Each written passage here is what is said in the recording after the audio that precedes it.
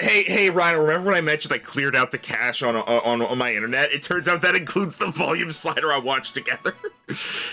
So it was back to maximum. I restarted the recording so that the people who are watching don't get scared by that. But okay, last time,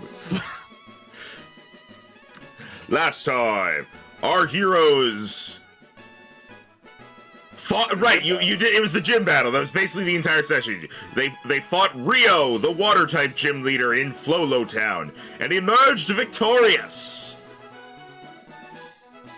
After that, they began making their way towards Solna Town just to kind of get the fast travel point. They also went to Aidan's house for a nice bit of RP that was sadly drier than I expected. It was so interesting. Yeah, it was interesting. It was fun to watch. All right, and then so they went to Solna Town, kind of just mark it on the map.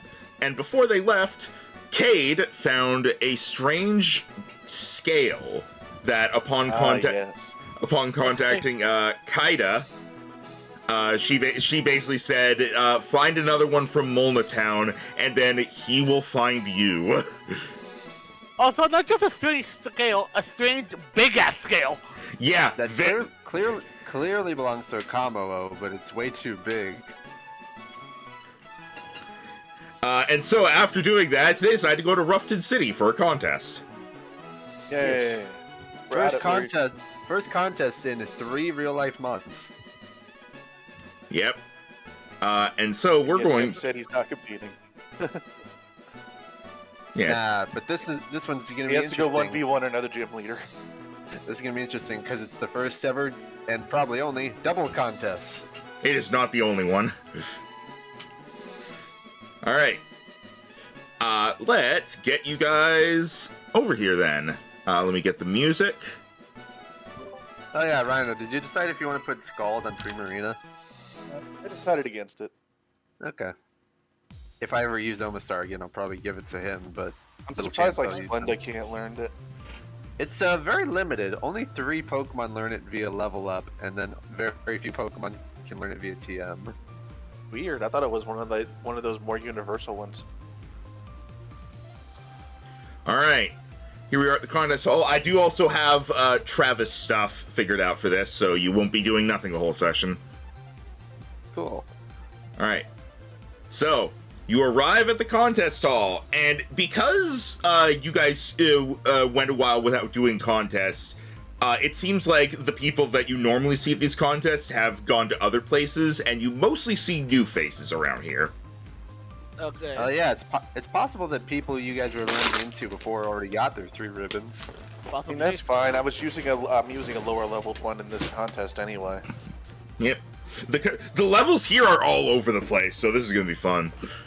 Oh boy. All right. Who are you guys using for your contest? I am going to bring in Rita. And You get 2. You have to declare them up front. Oh right. Fuck.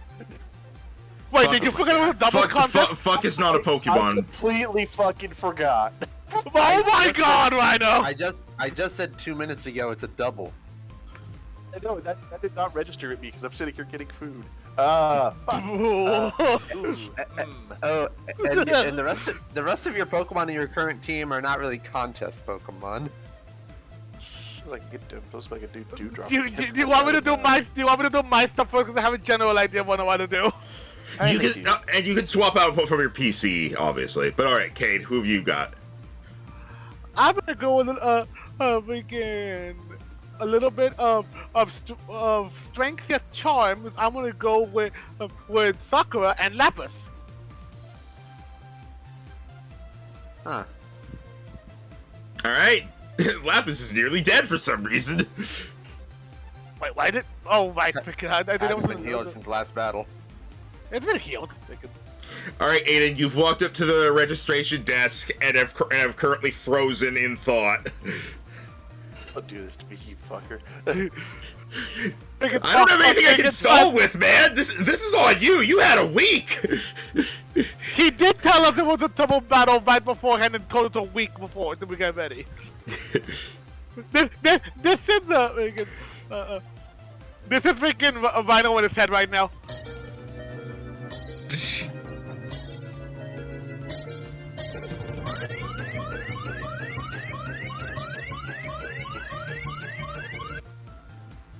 Oh, I'm too late to add this. Ah, you fucker. That's Not that. it. All right, Rhino, I am going to be having Jero go first with things, but you're going to have to figure this out. We'll go to Cayde's appeal round. Again, hey, because Here's the thing, I had the routine all thought of for a single. again, I'm not considering, even though it was last minute, I was at least prepared for the actual session, so I get advantage on my rolls. No. Okay, I had to try. You don't get advantage because someone else fucked up. Unless it's me. Unless it's me. Max even told us at the end of last session that it would be a double so that you guys could think about it. Yeah. I fucking forgot, probably because everything else I tried to do with Max last week got canceled. That is true. That is true. You would have been reminded more had you been able to be there. But yeah, and by the way, I heard about that. That sucks. I'm sorry. Yeah. Bitrate is still, or not bitrate, frame rate is still an issue. I had to frickin' lower the bitrate to like from 3,000 to 1,000 just to make this stream work. So I have no idea what I'm gonna do in the long run. But all right, Cayde. Time for your let's do your appeal round. God. Okay. I had to readjust because I accidentally exited out of the watch together by accident. Okay, I'm back in. Okay, gotcha. Okay, Megan. So we're going straight to the appeal then? Yeah. Okay. So I didn't decide to ban to see if there was any interesting competitors that we saw around there, like any interesting Pokemon. But okay. We can actually if you want. You guys can like roll perception, see if you see who you spot. Yeah, Megan. Because I'm still doing this, I run a little bit more time. Anyway, again, I guess I'll roll perception, but see if I spot any interesting competitors around there. All right. Aidan is doing last minute preparation. Oh, I forgot to do the. I know who I'm gonna pick. It's gonna be interesting. I was debating between two. Also, damn it, I forgot. How do you do the proficiency bonus thing again? I forgot to add that. You basically edit. You have to edit them all individually to say +5, or well, plus a number that is 5 plus your corresponding skill. Here, let me just take a look so I can tell you what to do. Yeah, because I'll admit that was the one thing I forgot about. Megan, I had done the level up and thought about the contest, but I forgot about that. That was my fault. Basically all your skills should say +6 instead of +5 because you have a. Okay. Yeah, because your proficiency is +5 now. Yeah. Well, no, the proficiency bonus is 5, but you have a +1 in the corresponding skills. Oh, okay. So your saving throw as Dex being +5 is accurate. Okay. But yeah, all right. Again, so then everything else is still +6 then. Yeah, the actual skills are +6. Okay, let me do that real quick. Yeah, because I don't get a new skill, right? I'm just adding an extra a +1 to it.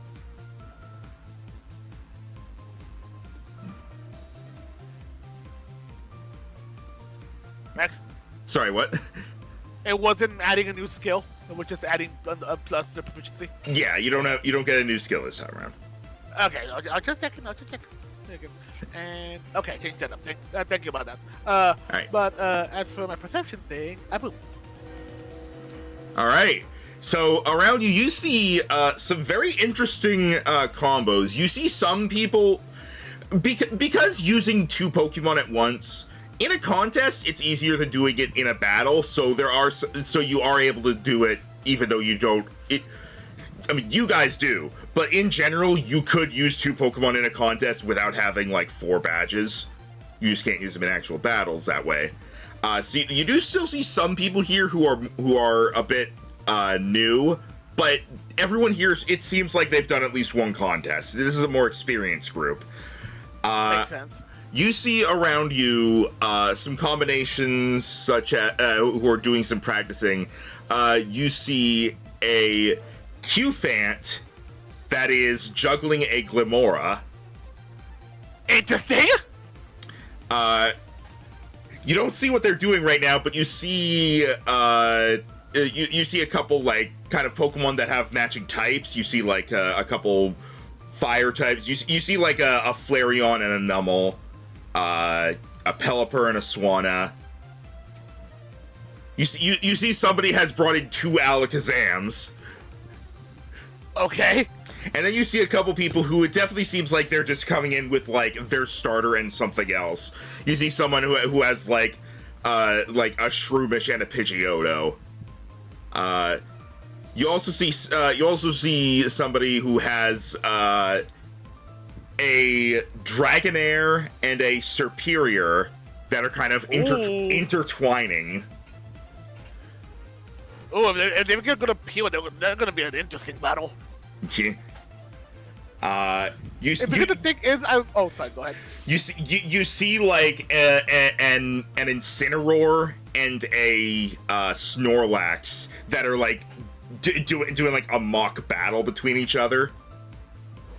Okay, so someone like doing like a full wrestling of sumo match. Interesting. Yeah. Shall I do a dramatic reveal of what Aiden's is now that you can see it? Yeah, and as you're looking around, you spot Aiden leaving, like no longer at the registration desk, and he has Rita and Artorias.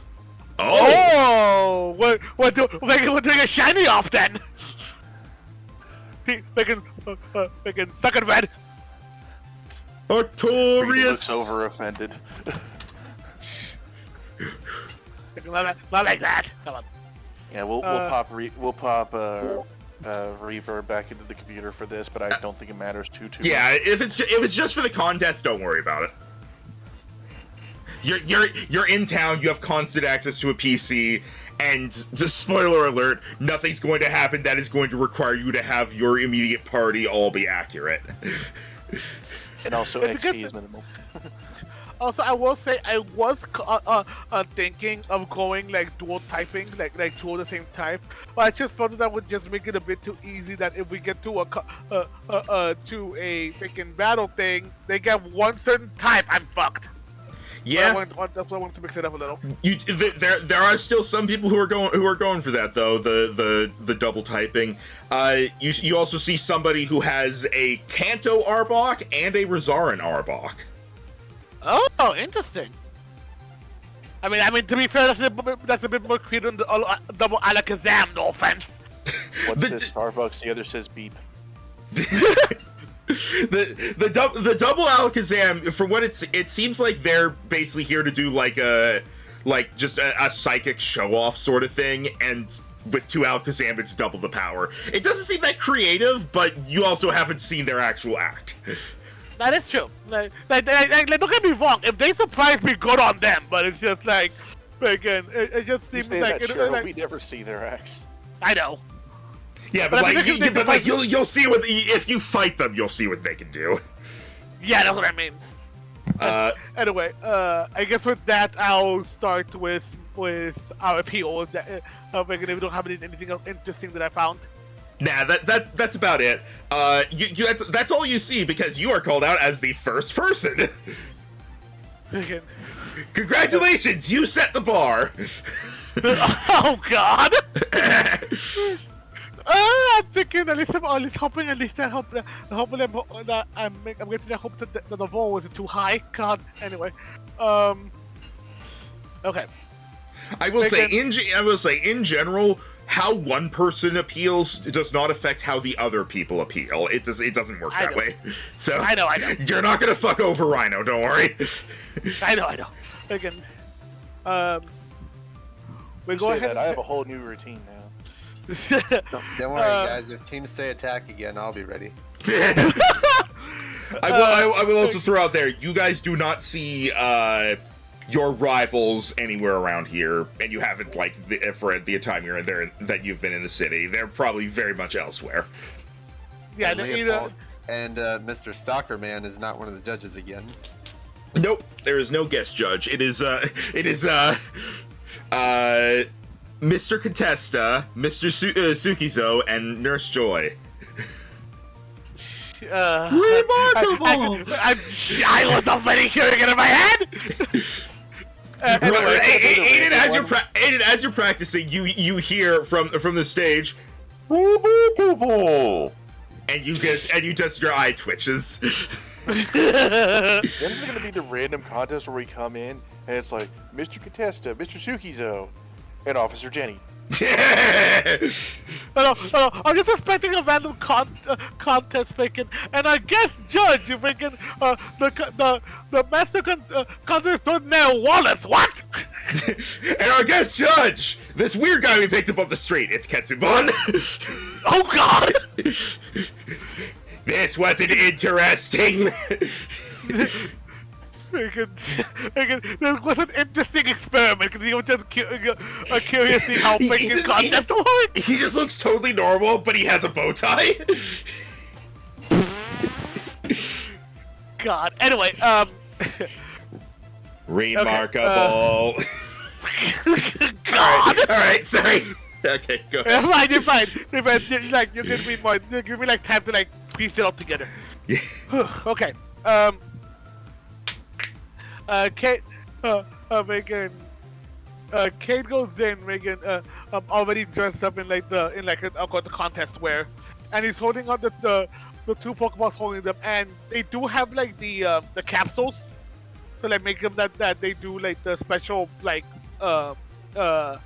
stickers to be able to do special entrances. All right. And we go again. When did you get those? Again, we'll just. I'm just gonna say when you guys bought I'm just gonna say when you that's kind of covered under the money you spend on getting the outfits is you get a couple props and capsules and such as well. Yeah, because I figured those are usually contest standards. I figured we could just add them, and if I need to pay something for it, I'll pay for it. Anyway, they're probably not expensive. You didn't buy a huge load of them. You just bought the ones you need. So I'll say this time around you don't have to pay anything extra. Yeah, but I just go we get ready, gonna go. Sakura, Lapis, Spotlight, as I throw them in the air, and there is a explosion of both hearts and almost stars as both Sakura and Lapis take their position, emerge, bursting out of the Pokemon, almost as if doing a pose in the air before landing, and then and as they do, Lapis dashes off to do to start almost doing some acrobatic spins in the air while using Silver Wind to make it to make it seem to be able to make him seem more like a blue comet dashing into the sky. And as he's doing so, Sakura is almost doing dancing in the center while shooting off Swift into the air to make it seem like a natural glittering galaxy, like a literal meteor shower, just heating up more and more with the Swift bouncing off some of the trails of some of the trails of the Silver Wind as they start exploding gently behind Lapis, almost like fireworks in the night sky. And then as they keep going, Sakura prepares starts to glow pink as they prepare a moon blast, and then just fire it into the air to make it seem like the glittering of the moon. As Lapis goes up there, and suddenly as he's flying there, rocks start to form around them as they go to the ancient as he's using ancient power, flying up, hitting into the into the moon blast as it does a huge explosion of of rainbows and sparkles everywhere as they find. As he goes to the apex of it and then does like a spinning all the way down with Sakura doing with Sakura helping doing a dance like imitating it in the bottom while doing helping while in a sense doing helping hand to make it be like an extra bit of appeal as to do one last burst of showmanship. They do a combination of disarming voice and bug buzz to be able to do one last burst of color that end up behind them as Sakura takes a pose in the center and Lapis gently lands on top of her head, and they both do a bow as their show ends. Nice. All right. Go ahead and give me. Go ahead and give me a performance roll and a D100. Okay, it's D100. No, come on. The performance roll can make up for it, and I'll say like after you see the two rolls, you can decide if you want to re-roll either of them. Yeah, let's see what's performance. Here it is. Oh, come on! Why? To be fair, it's I think You're gonna have to re-roll one of those. yeah. I mean, to be fair, the performance is better than half, so I'm gonna re-roll the 100. All right. There you go. Okay, that's better. That's yeah. better. Should be good enough to survive the first round. Yeah, that one works. That one works out as they applaud. I know I said it like doesn't affect other matches, but I'm just gonna just for flavor, the fact that you went first means that you didn't have to worry about anyone before you upstaging you, so you were definitely able to you put on a good show. They weren't unimpressed. They applaud you, and you do barely make it through to the next round. Contest metagame, always have a Pokemon that lets you reroll charisma checks in your party at the time. I mean, actually, we can. The fact that one of them was shiny did also lower the DC you had to meet. So. I mean, oh wait, no, that's not what it has. Never mind. So, all right, but yeah, you made it through to round 2. Very good. And also, plus to be fair, it also didn't help that we also didn't weren't able to practice as much as we wanted to. So you didn't. You just arrived, so you weren't able to get a practice day in beforehand. So yeah. Rhino has basically a kabuki play going on with his team setup. Oh yeah. All right, and then a few other people go, and then eventually, Aidan, you are called out. It is your turn. Yeah, okay. I'll save the last couple bites of this raptor. Alright. Aidan is going to release his Pokemon. Artorias takes roughly center stage, and Rita is a few steps out from him. Someone in the audience goes, "Was there a shiny outbreak I missed?" This is near the end of the list because of Aidan took a while to figure out what Pokemon he was using. So thankfully it's not Aidan was oversaturated. not expecting a double one. Look, Rhino may have had a week, Aidan didn't.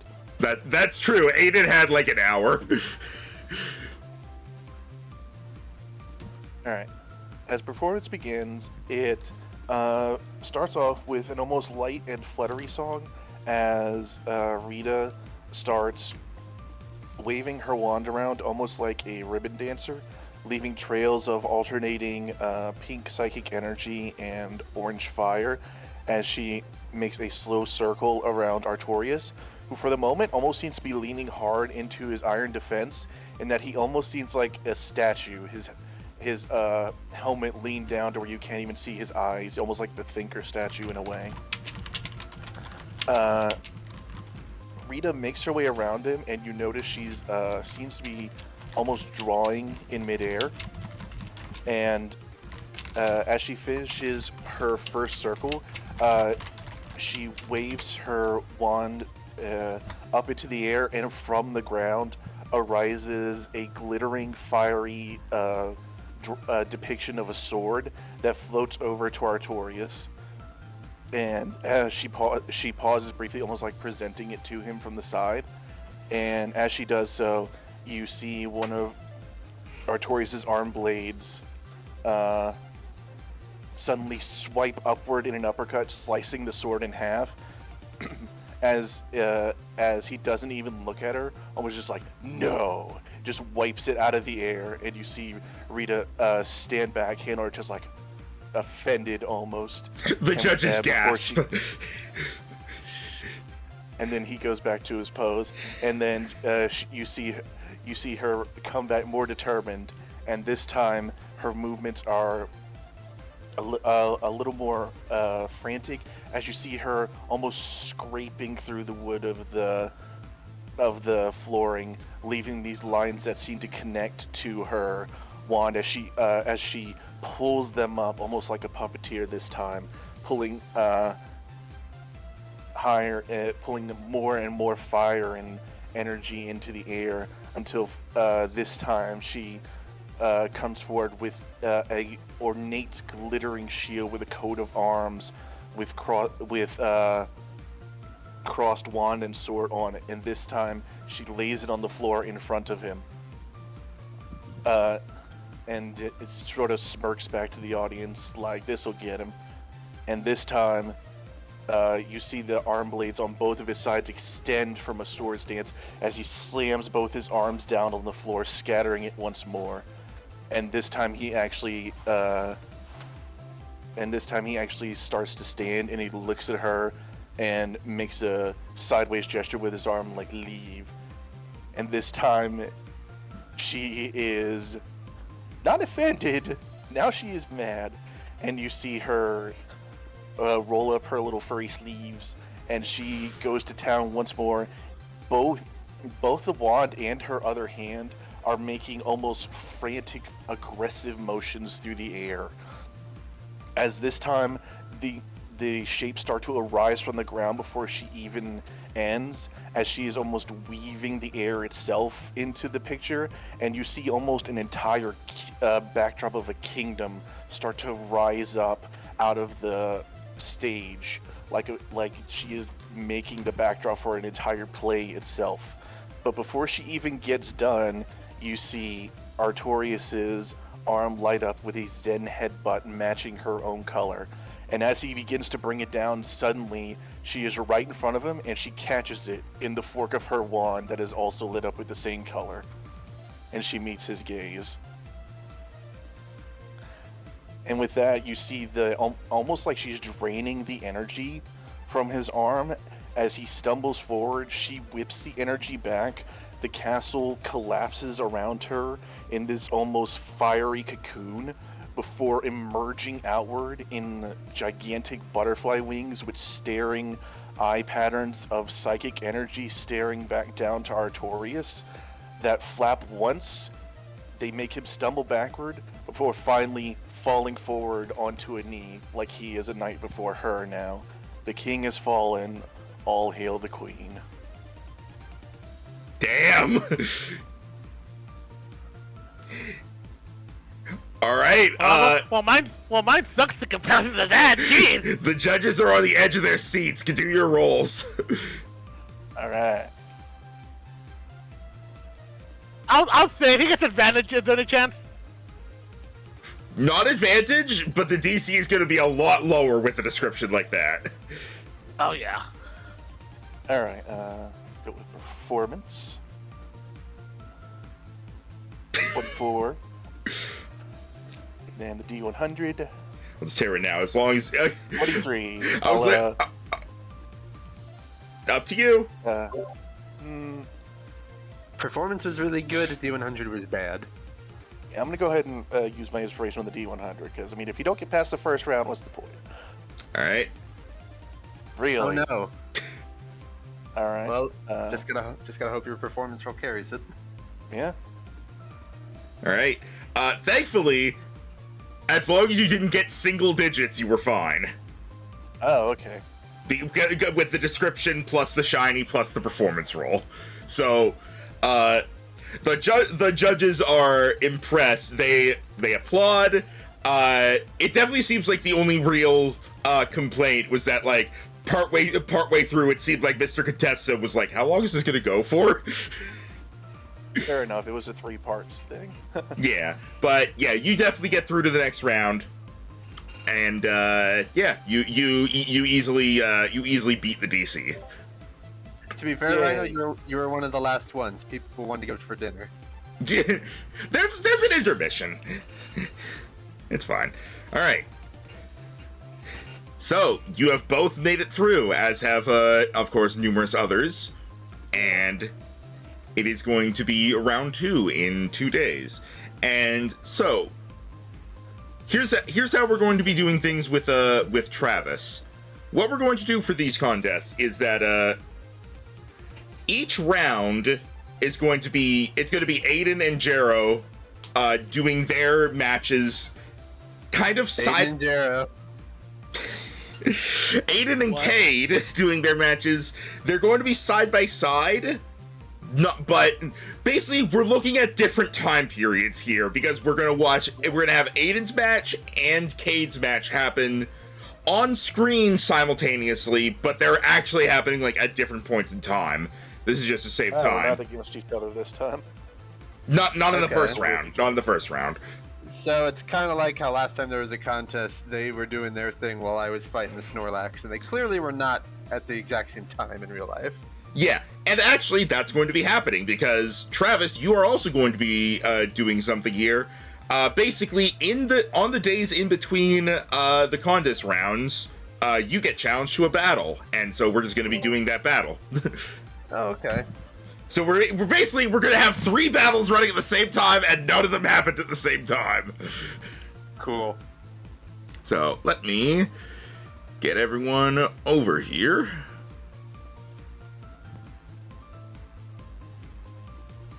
As could each of you please roll me a d10? D10, okay. This will kind of be determining like your opponent. Let's see. Okay.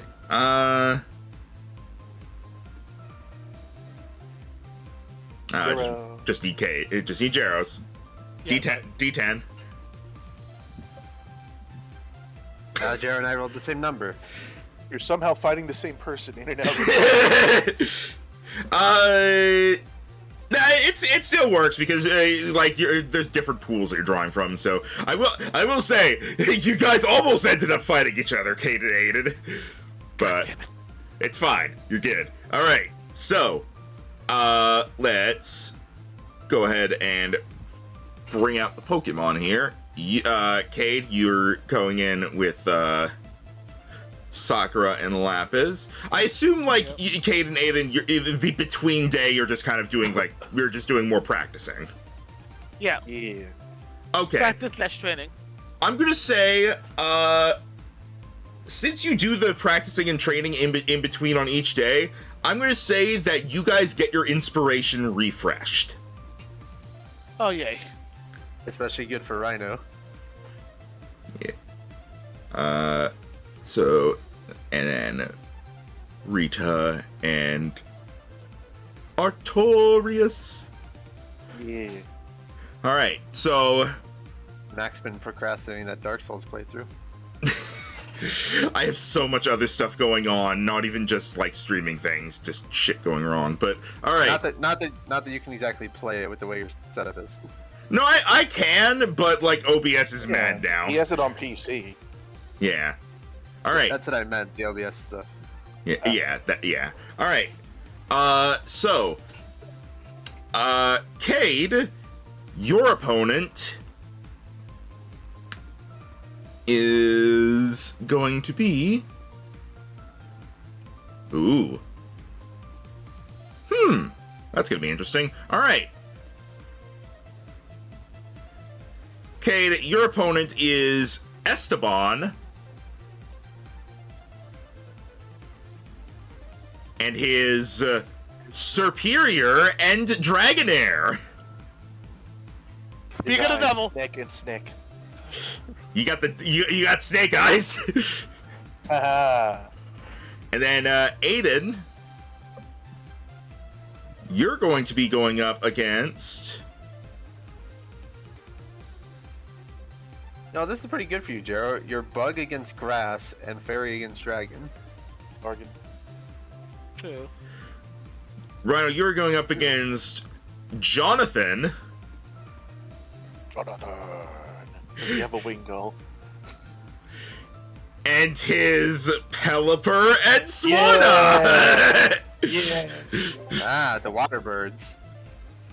Well, sorry, Rita. All right. And then Travis, down here in the grass area. So how does this work considering single battles are not really that common in this region? It's still going to be a single battle. Okay. They I just mean, like- they still happen when like individual trainers want to train. What's the Pokemon limit since I'm not obviously not going to use all 6? It's going to just be a one. It's just going to be a one-on-one. Okay. And you're going to be going up against. Well, the name doesn't matter, but they are using Blaziken. Ooh, interesting. As they grab their Pokemon, throw it, and they go, "Go, Izuku!" I'm gonna use Salamence on this battle. All right, Adamant. all right, and then With the Sal variety. I don't. I'm starting to run low on Barry since I haven't had Paul on the team for a while, so I'll say you have the Rocky helmet on. All over the PC. Yeah, now you need Paul. also, yeah. In the contest, no held items are allowed. Ah, Makes sense. okay. If you have it written down that they have one, just pretend you don't have it there. Okay. All right. So yeah, go ahead and bring up Salamence when ready, Tim, and then I will grab the new music. All right. Is your health correct? Yes, it is.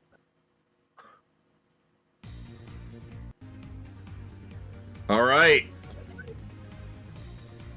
Initiative for everybody.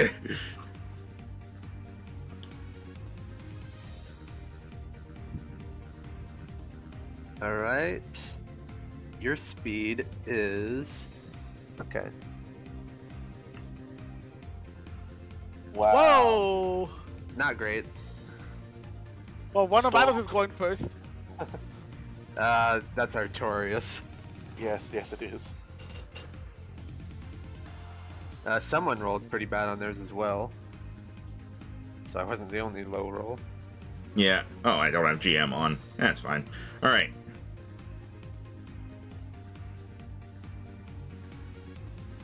I just realized having Dragon's Maw is kind of worthless when Salamence only has one dragon move, but he does have a few levels to go before he stops learning moves. First one is Sakura, second one's Lapis. I actually have pretty good coverage against this. I have a psychic move, a ground move, a flying move. This is good. All right. Let's.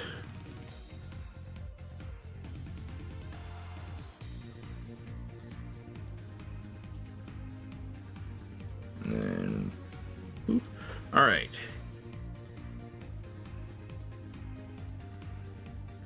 That's a long turn order. Okay.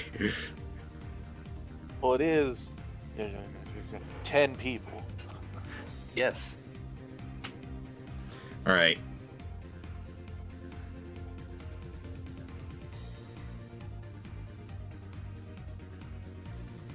All right. So let's start going through this. That is boop.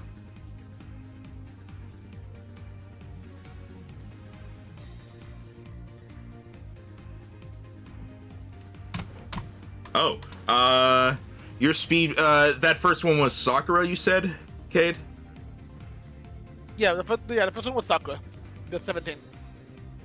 Okay, I I guess for the ones in between matches, it doesn't matter too much. So I'll just say Sakura is 16 because it'll still be going in the same spot, but then it's after the Pelipper that's in the other match. I'm kind of surprised Blaziken is considered large, but Delphox is considered medium.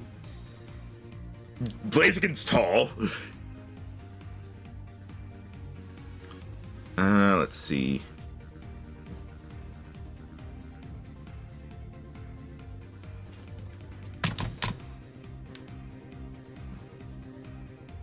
Oh yeah. Blaziken is 6'3", 115 pounds. It is very skinny. He don't skip leg day. All right. So that nat 20 was Artorias.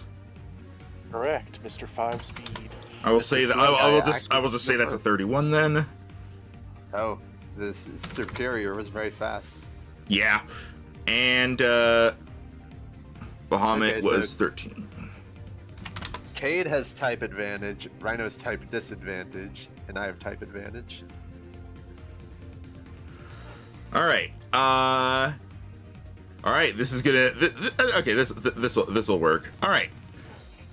And quick reminder to me, second round is pretty much just a brawl, right?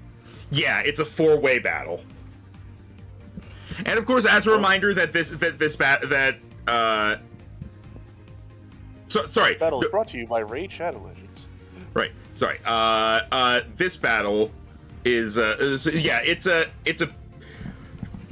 it is a point-based battle where you still want to show off. Oh, so it's not a brawl. Right. Sorry, I misunderstood what you meant. Everyone starts at 50, and then you gain points for doing well, you lose points for missing attacks or doing bad. It's a fight where descriptions matter. Yeah.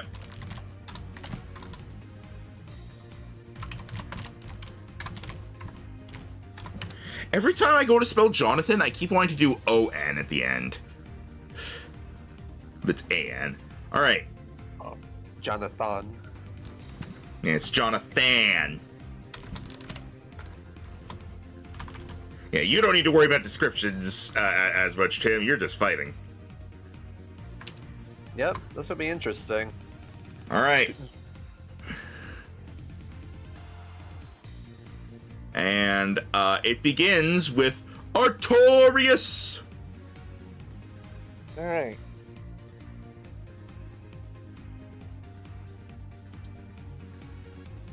Okay, good. It's been a while since I used Artorias, so I had to make sure, like always, that their moves were up to snuff. Although for some, yeah, there we go. Sorry, I unlocked a thing when I was trying to fix something. Alright.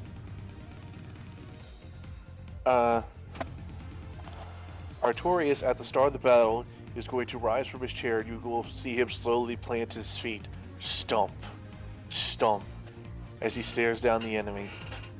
He crouches down, crosses his arms in front of each other, before suddenly springing across the stage in a metallic blur as he blitzes right up to the Swanna, ducking under its neck as he delivers both arms forward in that just double fist punch impact from a stance. Just almost like he glided across the stage with it as he uses poison jab.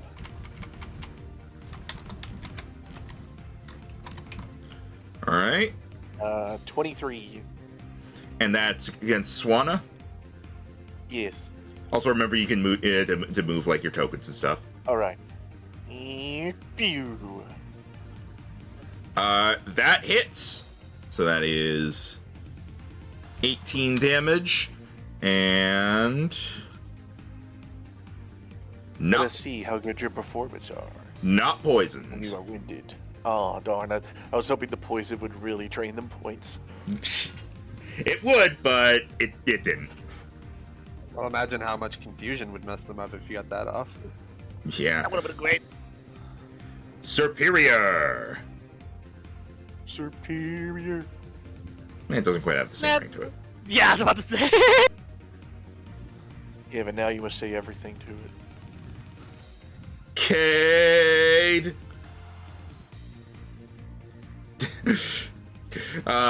The superior is going to slither along the ground, making like very smooth patterns as it moves towards Sakura. Upon getting close, is going to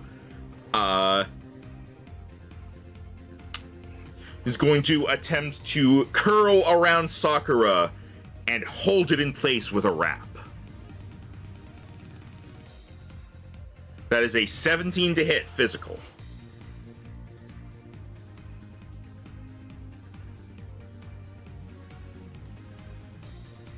Jero?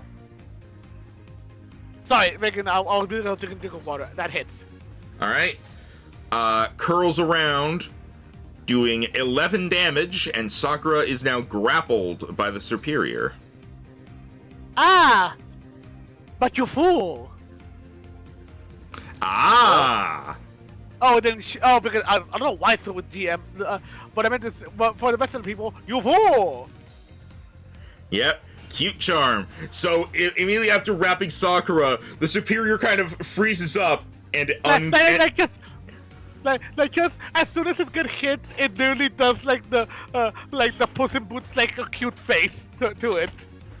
And superior is forced to uncurl. You take the damage, but he does not gain any points because even though he did the attack, he then backed off, and he's now charmed by Sakura, and did not get any points that round. It fell in love by hugging you. We can just resist the cuteness. All right, as a And now you have the perfect counter.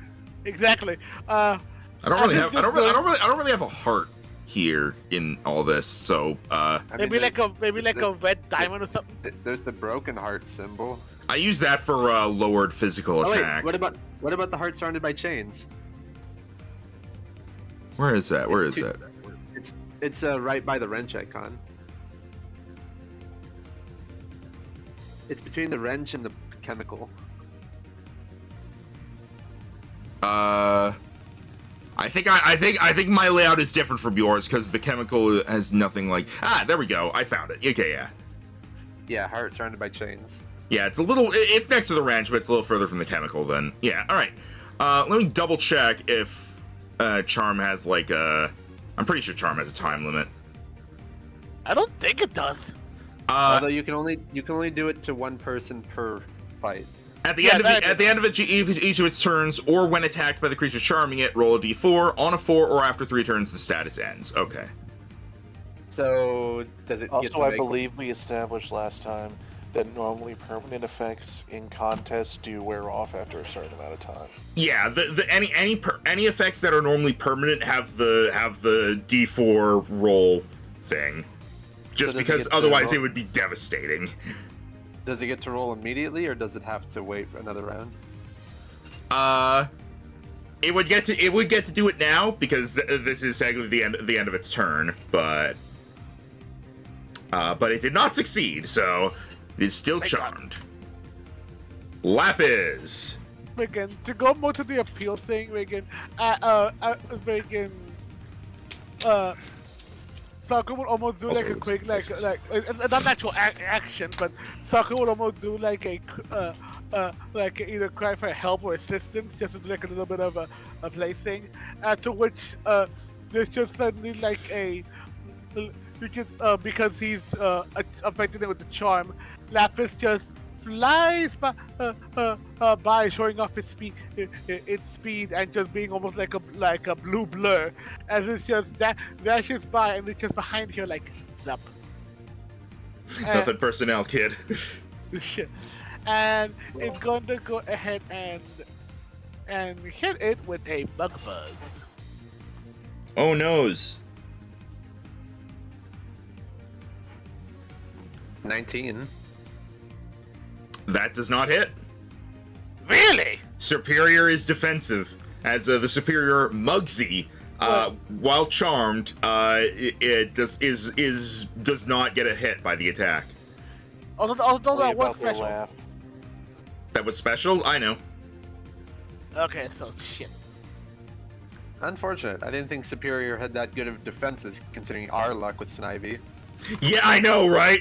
But we never get it up there, so you do Well, you do lose some points for that miss, but not much. Max can't get a snake up. Again, All right. Anyway, Also, I thought Superior was only good like physical defense, not special. Damn. no, he's both. To be fair, grass types have a lot of weaknesses. It's just in this game you have a higher chance of missing than normal. Yeah. All right. Rita. All right. Also, to be fair, that 17 was a 6 on the die, so. Fair. As Artorias dashes forward, you see Rita whip out her wand, and as she twirls it through the air, she almost seems to gather the smoke from his rapid exit. As she twirls it in the air, almost like someone making cotton candy, forms it into an orb at the top of her staff, lifts it off with her other hand, looks into it, and blows the smoke at the enemy team as she is going to use Future Sight on Swanna. That is not where I thought that was going. I was like, are you using smoke screen? Does Silphar Yeah. get that? As you blow the smoke forward, It's essentially she made herself a crystal ball. it briefly obscures the Swanna's vision, but with the King Gambit right in front of it, it doesn't really seem bothered by it, and because of the way Future Sight works, you have to roll it to see if it hits. Yeah. So go ahead and do that. I was waiting for you to get done with your thing.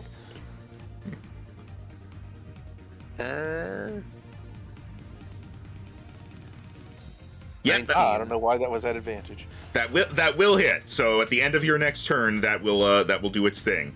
For now, you do not gain or lose points, as it seems like you didn't do anything. They think, oh, you used smokescreen. That's basically what they think, or that you just showed off.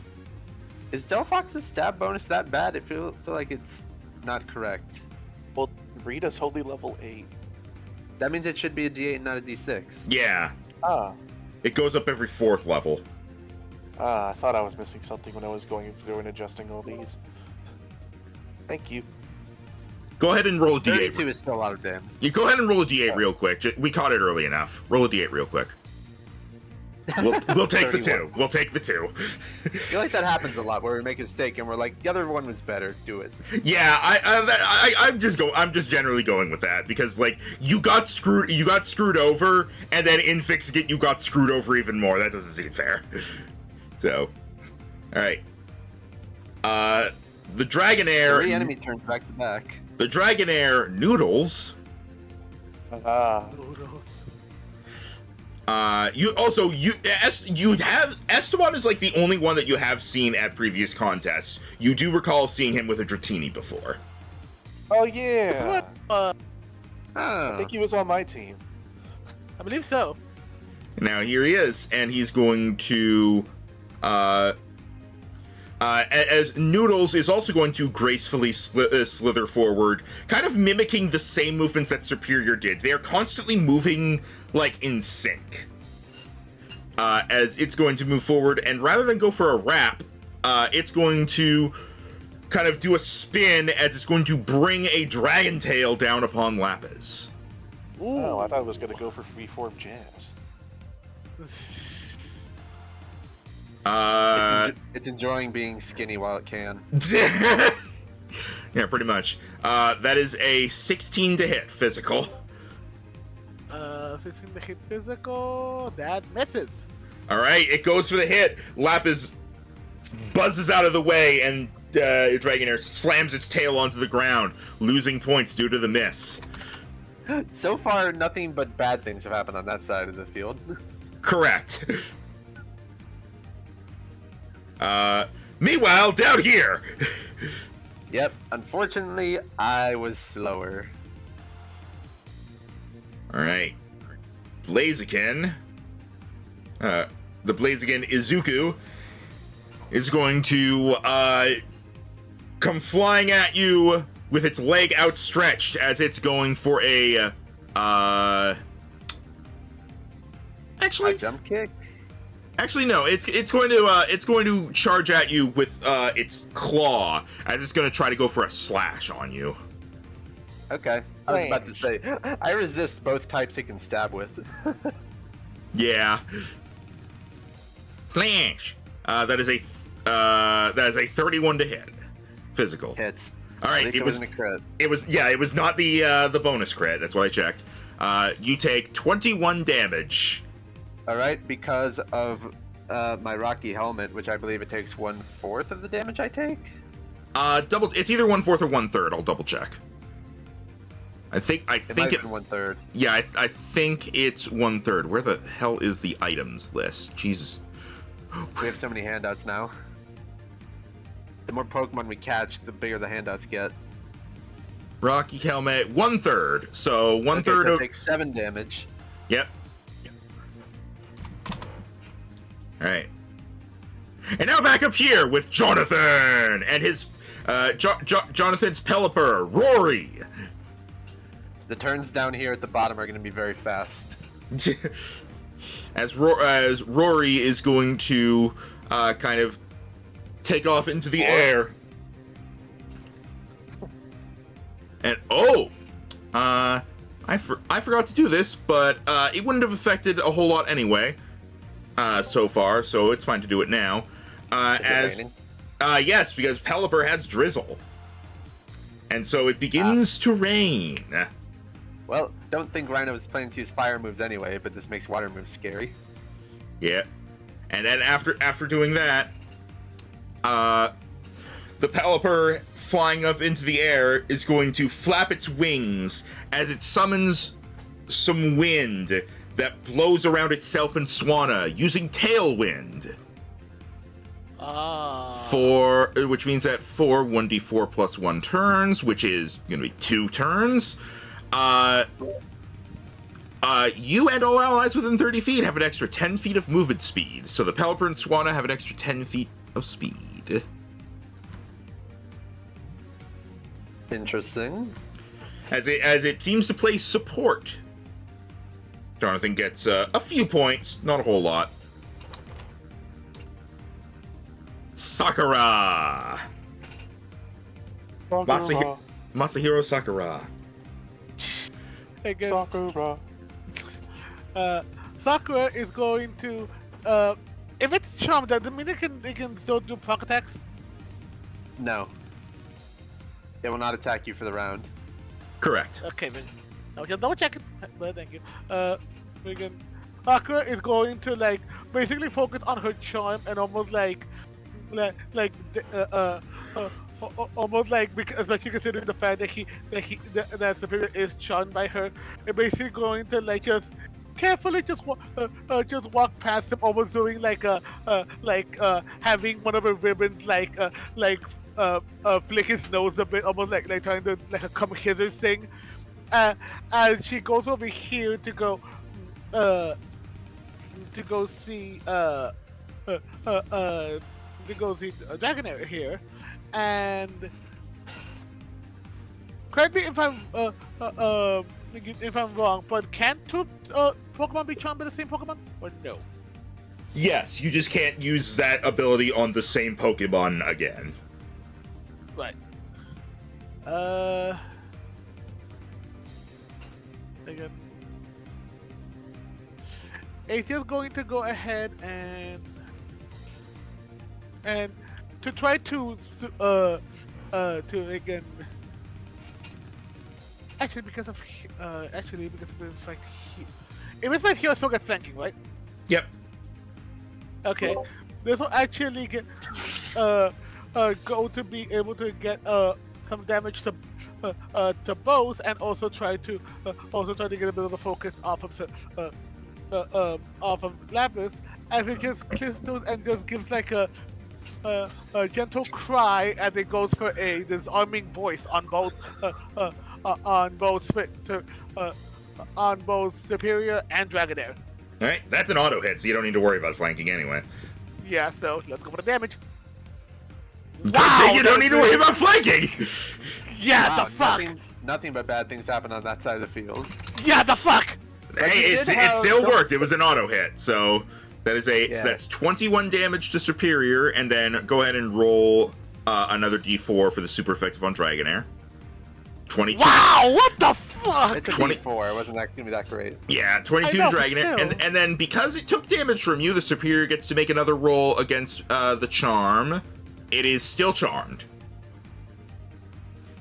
All right. He's just like, like freaking down such a sweet song. Ow, ow, ow. Ears bleeding.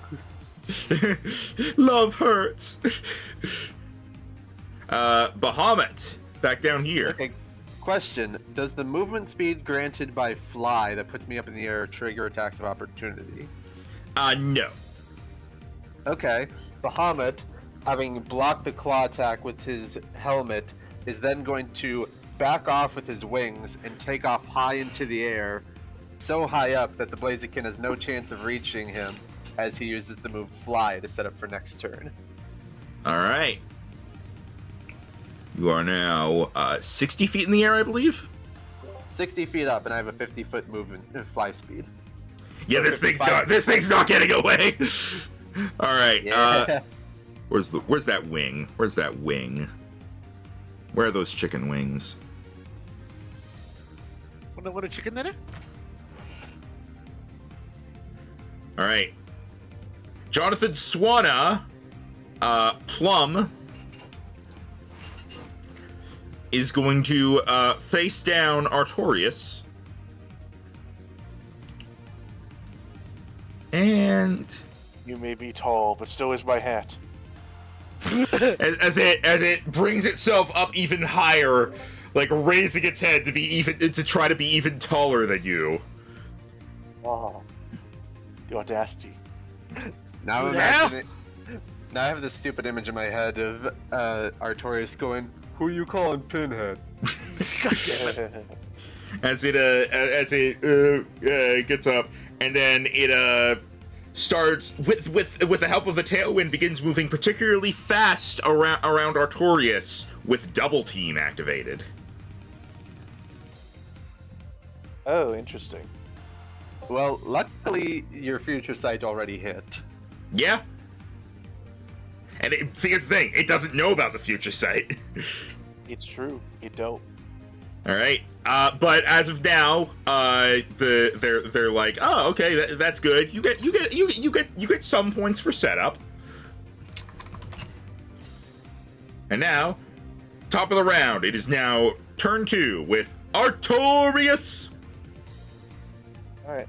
Artorias slowly gazes around at all these mirror images of the Swanna and seems to almost falter in his bravado, as though this has disheartened him, before suddenly you see a glint in his eye, and he spins around quickly, arm blades extended, before ending with one arm touching the ground and the other behind him as he uses Kowtow Cleave, which always hits. All right, roll that damage. If you also, I was gonna say, if you also got a nat 1 on an auto hit move, that'd be great. All right, 28 damage as the double team instantly fades as it's hit immediately. And for knocking it out of double team instantly, that is some bonus points for you. Wow. Swan is going to feel lots of pain this round. Yeah. And now, Superior over here. It can't attack Sakura, but it can attack Lapis. And so it is also going to raise its tail up before slinging it down on Lapis, as it also tries to use Dragon Tail. How dare you? Oh. That is an 11 to hit physical. Yep, nope. The Superior can't catch a break. Yeah. When the thing days, Lapis just does like a almost like basically a bit of a barrel roll as it dodges out of the way, just as it does like a like a barrel pirouette to be able to dodge out of the way, so it's just hovering just between the two of them. Yeah, and it did not pass the charm roll, so it is guaranteed. Unless it passes from like taking damage, it is guaranteed charm till the end of its next turn. Lapis. As Esteban loses more points for that. With that,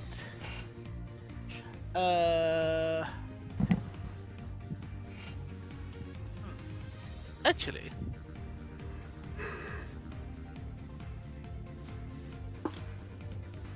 I won't do much to one, but I'll do more to the other. So, Lapis will start like will hover like a bit in the air, but still be close enough to fly, as it almost does like again, it almost does like freaking like bouncing side to side, almost like a little dance. And as it's doing so, like you can see the wings start to like get faster and faster before it suddenly gives up like a freaking as it reaches out a bug buzz to hit both period Dragonair. Sorry, bug buzz is radius? Well, that's all creatures in range. Let me just double check. Hang on.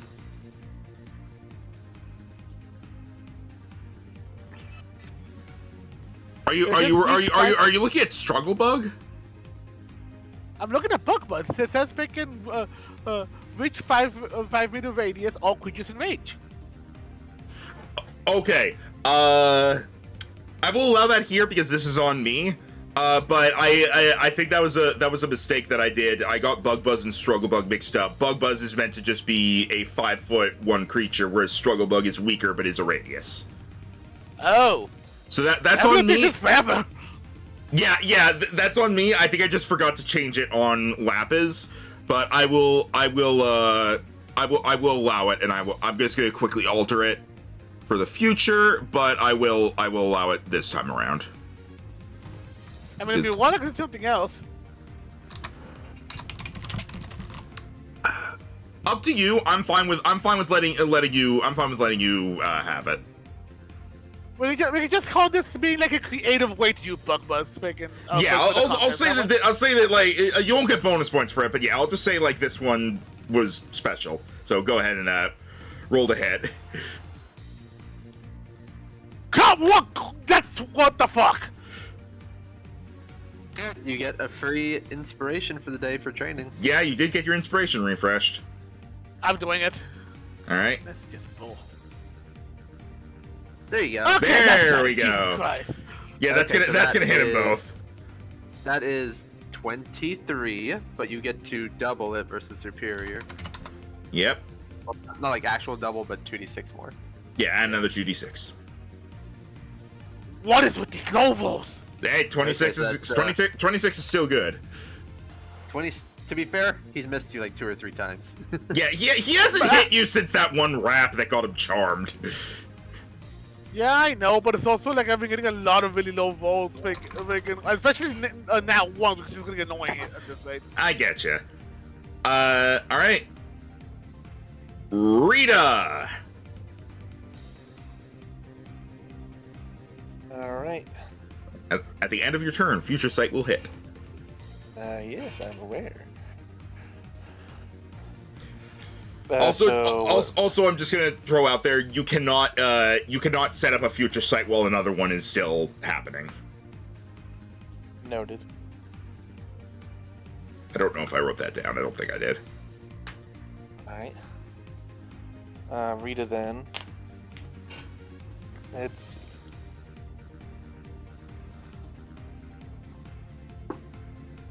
Rita is going to make a similar draw a simple circle in the air, colored pink by her wand, as she lets it sit before her, before suddenly thrusting the wand through it as a beam shoots out from the edges of the circle as she uses Psy Beam aimed at Pelipper. And as she does it, as the beam hits Pelipper from the front, you'll see a ghostly but much larger form of the mist ball she formed last turn appearing behind Swanna as it suddenly flares bright white and hits it from behind at the same time as Pelipper is getting hit from the front. All right, roll that side beam. She is pincering them. 31. Yeah, that'll hit. So, real quick. Almost minimum Damagios, but still. It is not confused. All right, and then the future sight damage was 32. Yep. And as the blasts come down and the mist is still on screen, you see she bows to it, and as it dissipates, the mist folds over almost like it's bowing back. All right, you got plenty of points for that for that double attack that you set up for. And now over to Noodles the Dragonair, who's going to turn to face Sakura. Like, you are going to be a problem as it starts to kind of slither around Sakura, and little sparks of electricity come off of it as it uses Thunder Wave. You must roll a d4. Ooh. And this is not contact, so you don't get the cute charm. Oh, you're good. You're good. Sakura shakes off the electricity, completely unbothered by it. Like freaking, just it just goes by. It just almost like you almost see her like almost as she shakes it off. He almost says, makes the attack work for her as like the electricity just bounces off into yellow and pink sparkles as freaking as when it shakes it off, it just gives a look of Dragonair, and if it spoke, it would say something like, "I know a writer that hits harder than that." Ooh. Well, that's 2 rounds in a row where this guy just lost points. Yeah. Are you automatically out if you hit 0? Yes, you're automatically out if you hit 0, and you automatically win if you hit 100. All right. Down here, Blaziken.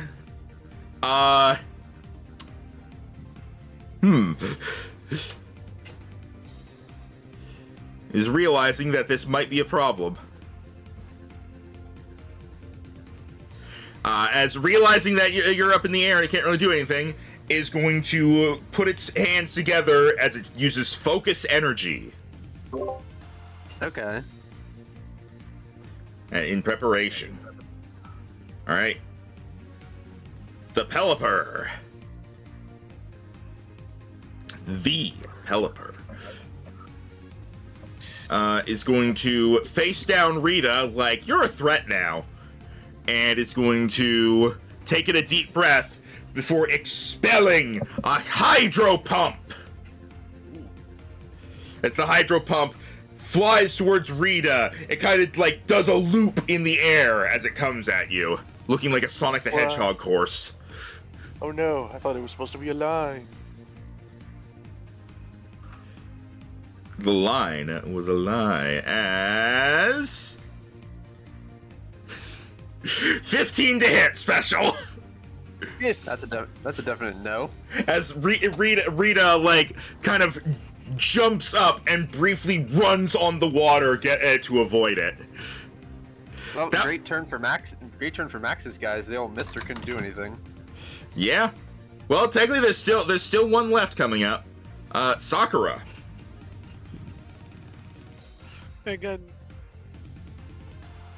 I think it will be a good move here. Surrender. No. Okay. And to try to get a little bit of health back, and still do the same thing different over and over, and to try to get this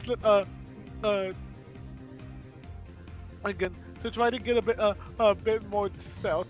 I mean, I think get more vacant points, and also to be able to kill a little bit while still showing off its appearance. The Sakura will, like, as it shakes it off, just to try to soothe the savage dragon air, go and lean in for a sweet kiss, a draining kiss. All right. Okay, yeah, that should hit. I hope. That's on Dragonair. Yeah. That hits, yeah. Yeah. So just as it still has like the faint sparks buzzing up, it just almost like uses Dagonair's tail over like a stare and just goes and gives a little kiss on the cheek. All right, go ahead and roll the extra d6. Okay, that's better. All right, 28 damage. You recover 14 health, so you're back to full health. Hey. As yeah, you get some more points from that. Spoiler alert: you guys are winning. I kind of figured. Bahamut, you gotta finish off with Fly.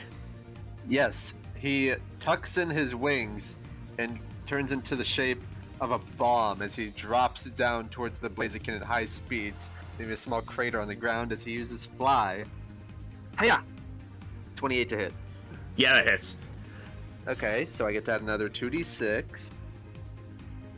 So altogether, that is 31 flying damage. All right, that's a lot. And that is my turn. All right. Plum the Swanna is dealing with Artorias right now. Swanna is going to kind of flap its wings as it settles, curling its wings around itself, taking on a serene stance as it uses Roost.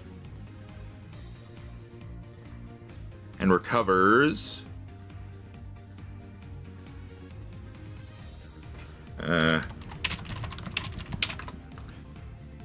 Okay. Alright, it is not quite back up to full health, but it's got a decent amount of health back. And it gets a few points for using it for a setup move. Essentially. Alright. Round 3, Artorias. All right.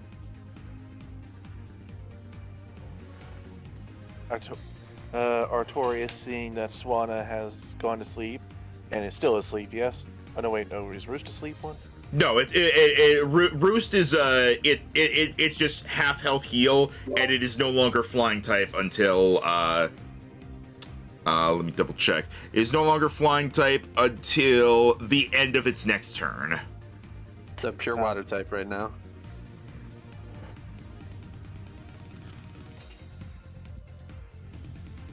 All right. In that case, as it sort of tucks itself in and curls up. Let's see. Pelipper is pretty much on the ground right now, right? But it's close enough to the ground, yeah. Okay. Let's see. And Swanna is definitely on the ground. And I believe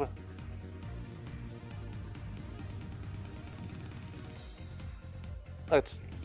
I believe that Artorias will you know what? I think instead Artorias, seeing as the Swanna has sort of tucked itself in, is going to be like, oh no. I think it's time for your alarm bell. As he is actually going to spring into the air, land on the Swanna, use it like a fluffy bouncing pillow, bounce off it before doing a somersault in the air and coming back down on it with a large bell sound as he uses Iron Head before flipping back on. Ding ding. All right. 21. All right, that hits. 21? It is water, so it does resist steel. So that is water resist steel. So that is 1 damage taken off. So it becomes 20 Alright. damage. Alright, I was enjoying the flavor anyway. Yeah. The bell for the round has not rung. Until I say so. All right, you get some points for that. Superior. Man, Artorias is a brawler. Superior is going to face down Lapis once more, as it is going to try to curl around Lapis and keep it in place so it can't fly around anymore as it uses Wrap. And we're going to move on with life because that's a 12. Esteban is having a bad day. It tries to wrap around, and Lapis just like almost just like almost as it's about to like go around them. It actually like just for a second, just to show it can still be clever despite its cleverness. Actually, like stops flying and just lets itself drop. So he just grabs onto nothing and literally just as like it's called up to nothing, it just crawls. So it's literally on top of the mound of coils and just goes, yeah, make it mega. And just go like you missed. Superior is no longer charmed, but it is very disappointed. Lapis, it is your turn. Oh god. Okay. I can heal something twice, so I'm gonna be honest. What? Esteban might just lose from not having enough points. He might hit 0. Let's see what to do here.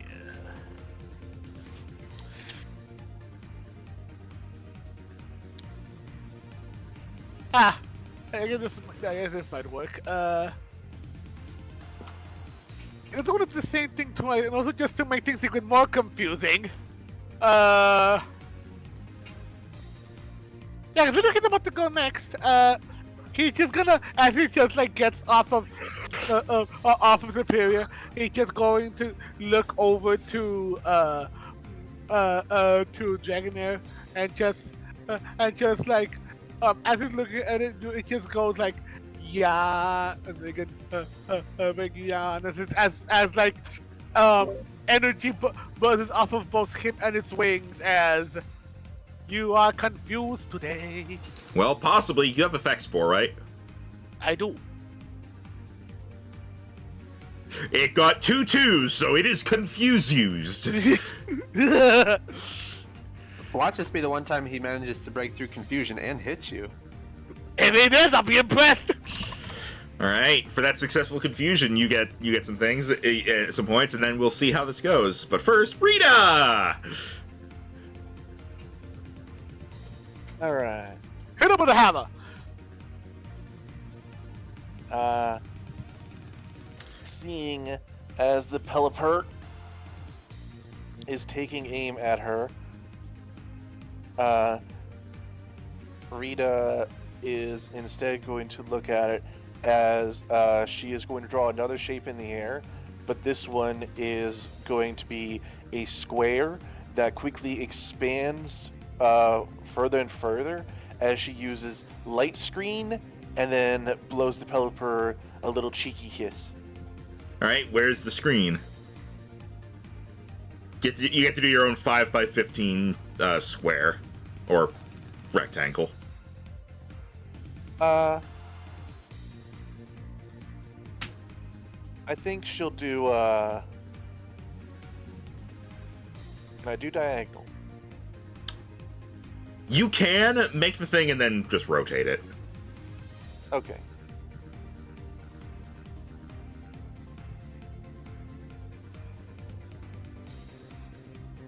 Let's see if it'll let me rotate. It will, excellent.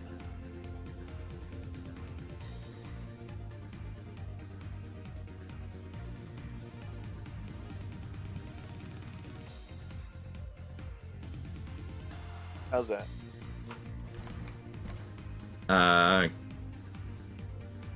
There we go. Yeah, so it can't be in the same space as Rita, so that works. All right. Is that what you wanted? Yeah. All right. All right. You get a few points for setup. Now, poor Esteban.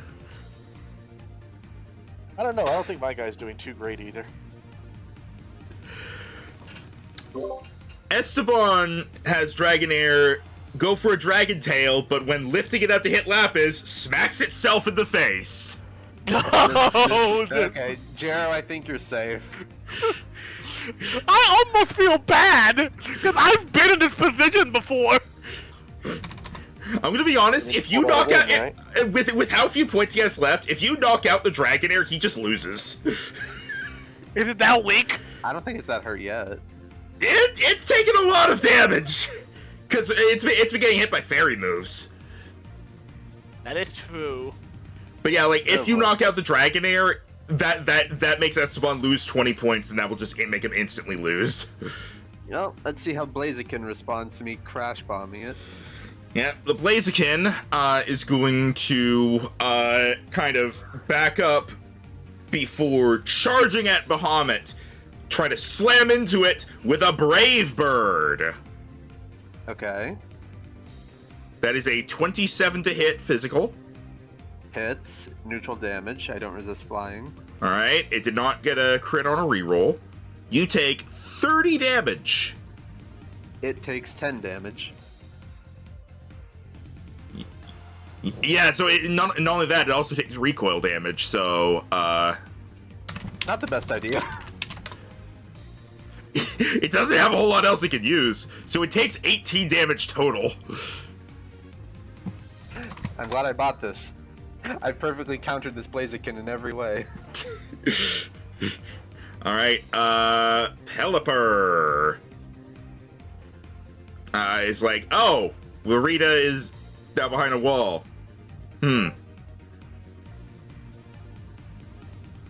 That's not good for me. Alright, anyway. He has Tailwind going. He's pretty fast. Yeah, anyway, um, he's gonna fly over here, and he's going to try to go for a Water Pulse, hoping to capitalize on this last turn of rain. Oh, that is a 20 to hit special. Yep, that'll hit. All right. DiMaggio's. You take 20. Oh, wait, no, hang on. I have to do the actual super effective. Yeah, super effective, stab, and extra stab from rain. Yep. You take 29 damage Oh, jeez. as Jonathan starts getting some points. I should still have a pretty good lead on him. Yeah. All right, Tailwind is now gone, and at the end of this, like, full round, the rain will be gone. Sakura. Sakura.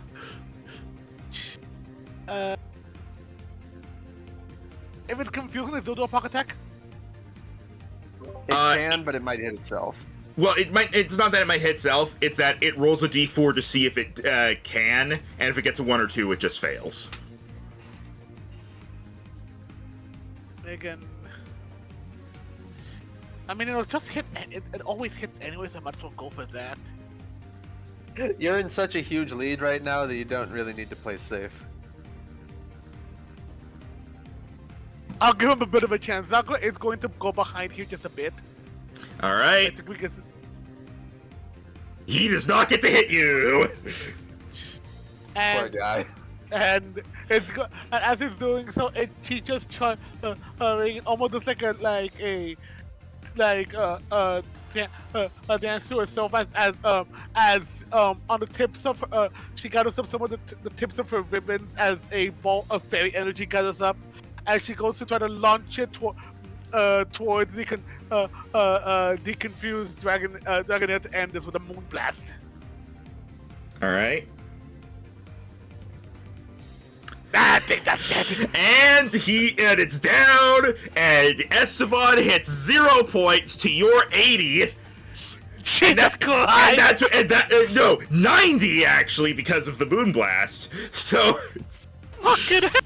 Well, we're never gonna see a contest win more stacked than that. Yup! it could only have been better if you hit 100 at the same time. Esteban loses, and the judge's final words are basically like telling him you did very good in the appeal round, but like you need to be good at battling as well. Again, and everything though, despite the whole thing also just being like a good sportsmanship, Cayde will at least say that considering he has seen him before, he can tell that he did raise Superior and Dragonair really well, and that if possible he hopes he can hopefully get he hopes to fight him again to see if we can do better next time. So like basically like to prove ourselves again next time basically. Now, he's not being mean about it. He's actually showing that he actually does see that, especially considering he could tell how hard it is to raise dragon types. I mean, hello, because he could tell that Dragonair and both Superior are both really well raised, especially considering Superior is all the way. So he would give him he would do like a shake hand at the end of battle thing, like to show that it was he still thought it was a good fight regardless. Yeah, and Esteban doesn't seem like toward him, but he's like, okay, I lost. I'll get better, and then I'll get you next time. I'll get you, Gadget. I'll get you, Gadget. All right, as that is how you have easily moved on to the next round, and then speaking of moving, we move on to Bahamut. As holy shit, the turn order is so much smaller now. Yeah, things can go very fast now. Alright, he is going to, using the soft ground he created from the impact of the fly, he is going to stomp his feet into the ground, causing fissures as he uses Earthquake. Ooh, alright. Hiya! 23 to hit? Yes. Blaziken takes, Jesus Christ, 44 ground damage. Hey, it's below half. Yeah, I rolled extremely high on all those dice. That was almost maximum damage. Alright. Goddamn. Over with Plum the Swanna. Going to, facing down Artorias, is going to... is going to inhale. It's happening this way, I'm sorry. And it is going to shoot a stream of hot water right into your face with a point-blank scald. That means you have disadvantage. He sure does. And that's a 16 to hit special. This is Santiago. But your special... No, that is a miss. Oh. About to say your special defense isn't nearly as good as your physical, but... You are correct. Alright, yeah, if not for the disadvantage, that would have been a 26, so... Alright. As Artorias lowers its head and the water hits the blade on top of its head and just harmlessly splits off and flies off just into droplets. And there goes the rain. Yep, rain is done. It is now round 4. Jero, you won in 3 rounds. Jesus. As the water splits off his horn, you see what you think would be steam coming off the horn, but then it coalesces into almost a widening and extending of the horn in pink mist as he uses Zen Headbutt and juts forward at the Swanna. Alright. I will use your attack and redirect it with a 19. That hits, yeah. Okay, 18 psychic damage to DiMaggio's. Alright. He's just been bonking the heck out of this thing. Yeah. Bonk. Alright, Rita. Oh, apparently the other team was what was all between her and him. The opposing team was all in the 20s. Pretty much. Also, right. yeah, while this is going on, I'm gonna go back to the book and be back. Alright.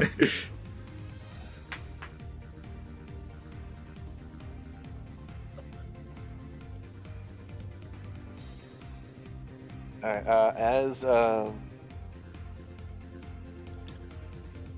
as Pelipper looms towards Rita,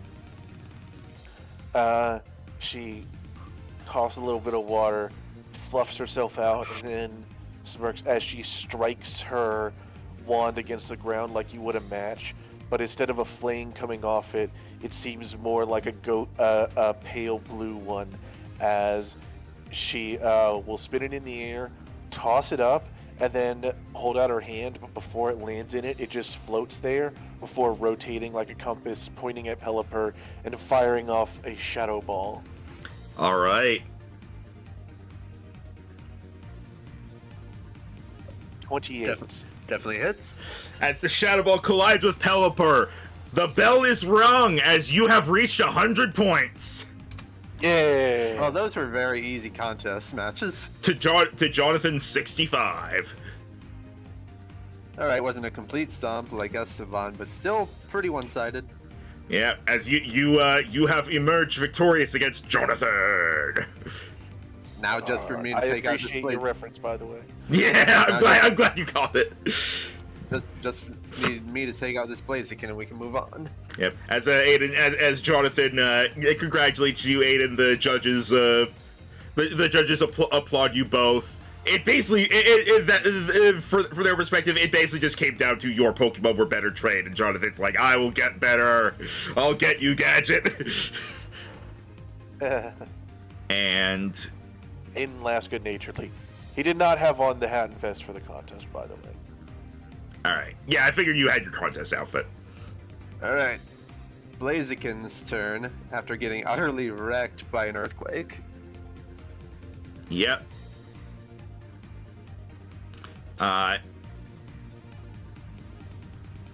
Is going to charge up and it's going to attempt to strike you with a blaze kick. It's going to be resisted, but Okay. 31 to hit. Yeah.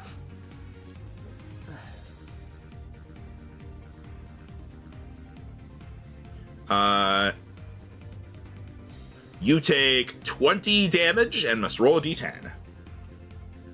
Okay. He also takes. Would that be 6 or 7? How do we round it down to 6? We round down. Okay, 6 damage. And I'm burned. Why am I always getting burned? Well, it's your turn now. Alright. I am also just above half now. And I'm going to... I could just spam Earthquake again, but that'd be kind of boring. So Bahamut's going to charge up a claw with blue flaming energy and go for a Dragon Claw. All right. 25 definitely hits, and that is a huge 37 dragon damage. The Blaziken is knocked out. Nice. He's taken down. Yeah, you have won the match. It was just kind of a general like training match. You get a bit of money. You get roll me a d4. You get $300. All right. All right. Delete that. And that was my Pokemon most needing XP right now, so that's useful. I'm now at a. I went up. I'm now at a almost even $18,030. Nice. All right. I'm going to bleh.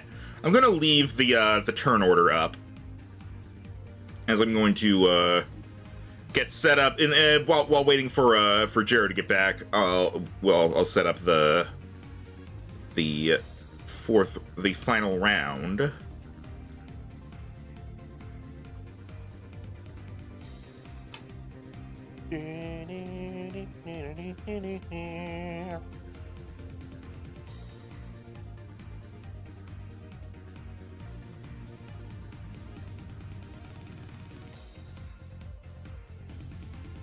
And let's see, get them all out here. I believe I am almost done with my other sheet. It's time for the It's as that round came and went, and it's time for the fourth round. And while the fourth round is going on, Travis, you have been challenged again by Esteban, who wants to train. Oh. Esteban wants to battle. Okay. I had a different opponent set up, but no, this makes a lot more sense. He's like, okay, I need to get better at this. You fight me. It's going to be this one will be a 2-on-2, as he's going to use the Pokemon that he used before, but it's only those two. Right. Since Travis feels kind of bad since he was there at the contest yesterday, he'll put an additional wager. If he wins, not only does he get some money, but he gets a choice of any of our TMs to use on one of his Pokemon one time. Huh. He's fine with that. And he's like, all right, and what if you win? Oh, I'm pretty well off. All right. Money's fine. All right, then. I take your Not- Pokemon. I'm Not to mention if either one of my friends wins this contest, that's just another TM we have. Fair enough. close to humble bragging over there. Rocket Grunt Esteban. All right. Alright. Then I will use against his Pokemon. I will use. Actually, this works out well because these are the two Pokemon I was planning to use against the Dark Gym. I will use Centiskorch and Tinkaton. if you win, this is what you get. Anyway, super effective.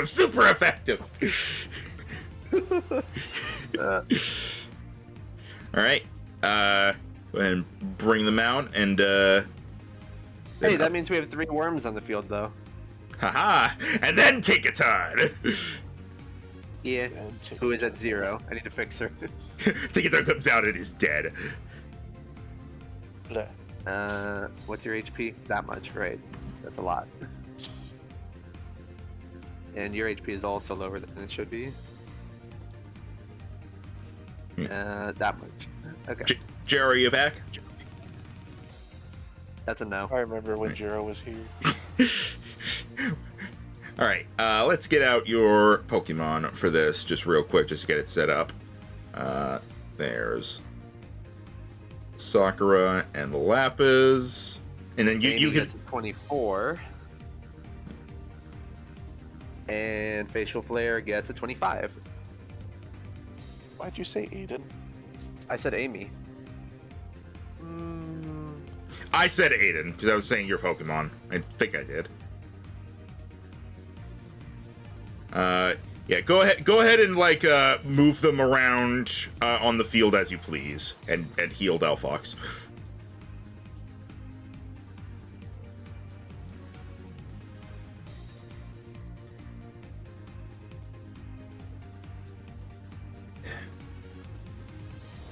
I hate when like there's a bug crawling on my glasses and I only notice it because of a black blur and my vision starts to move.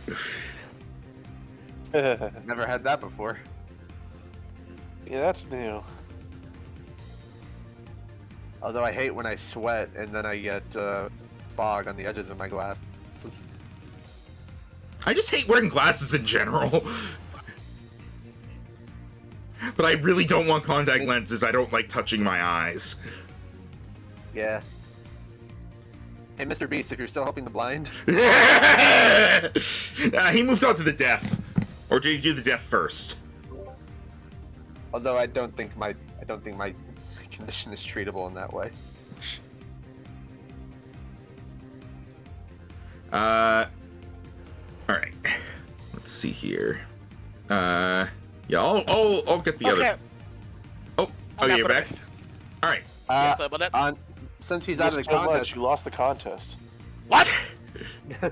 since he's out of the contest, I'm fighting Esteban. I gave him the extra thing of if he wins, he can use a TM.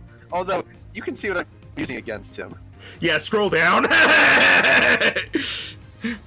Oh, done. These are the Pokemon I plan to use in the next gym anyway, so I need them to level up, which is just unfortunate for him. Oh. You cruel, cruel man. All right.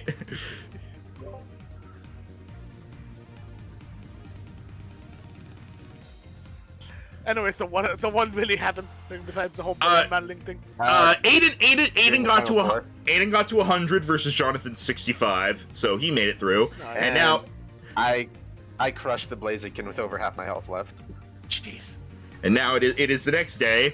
Travis is fighting Esteban while you guys are here in the final round. Go ahead and Aiden, heal your Pokemon and then move them around the field as you wish. As you are going up, as you are going to be going up against.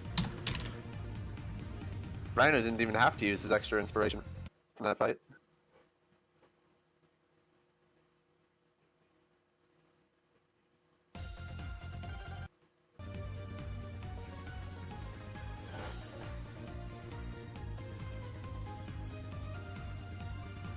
Well. If it is a Cayde, clearly I should take you out first. You have no chance of winning. How dare you? You do have a steel type for his fairy type. I know. As on the other Fire side, type for his bug type. as on the other side of the Dragon field, Rhino, neutral. on the other side of the field, you Oh see no, it's McDonald's. he must fight Jenna and her Q-Fant and Glimora. Oh, so there we Okay, are. so rock steel type and rock steel. poison. And then you're also fighting Neri and his Cricketoon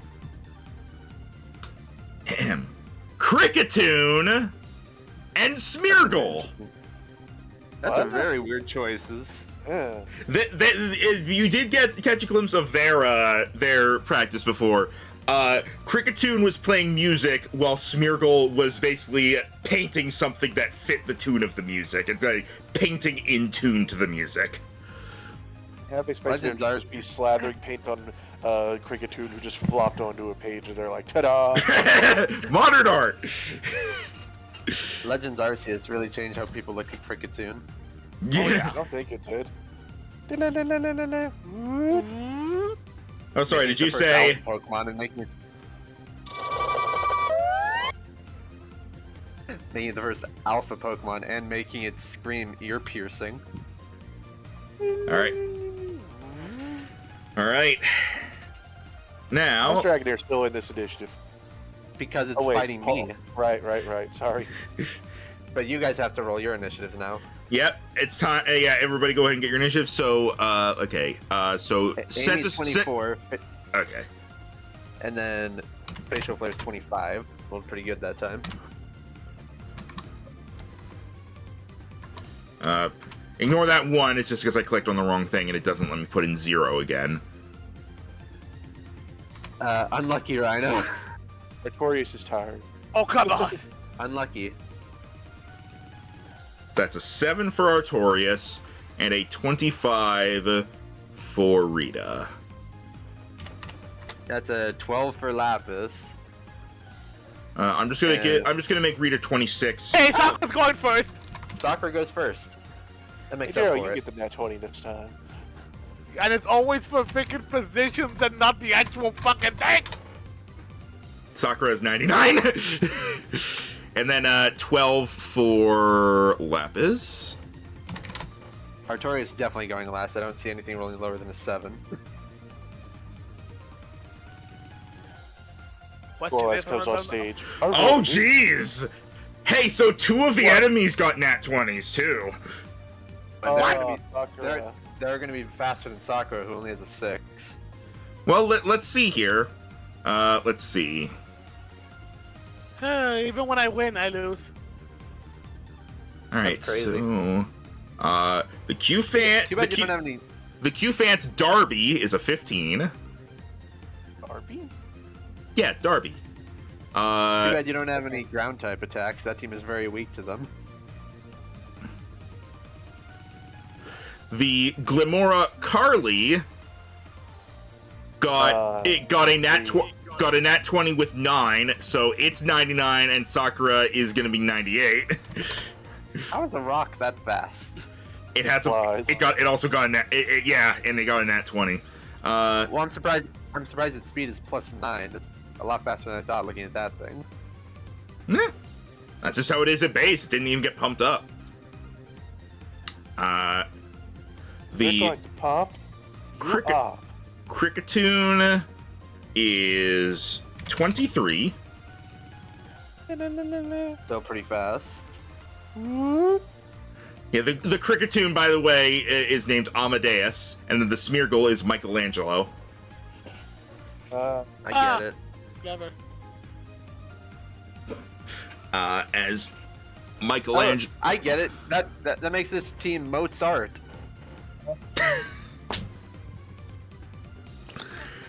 Tim, you now have 3 inspirations this session because you also got one at the end of last session. God I damn almost it. forgot about I that. think it's Tim's like goal to get 1 inspiration per session for making you laugh at a pun. Hey, if you guys would stoop down to our level and do puns, you could get them too. Right. Okay, so that's. All right. Well, don't worry about Michelangelo. He'll go at some point. Still before Artorias. Oh. Speaking of Michelangelo, I'm very excited to see the Ninja Turtles game is getting Usagi DLC. Yeah. Gonna have to play that again when it comes out. Yeah. Definitely. All right, and then. The Superior